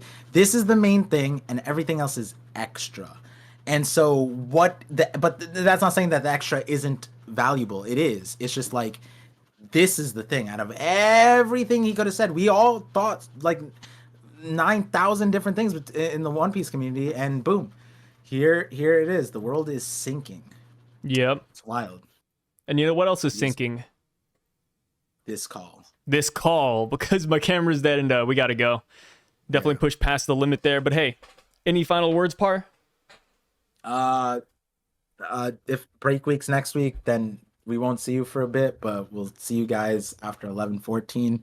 And other than that, pray for a good timeline par. And get Yeah, those stay videos out. frosty.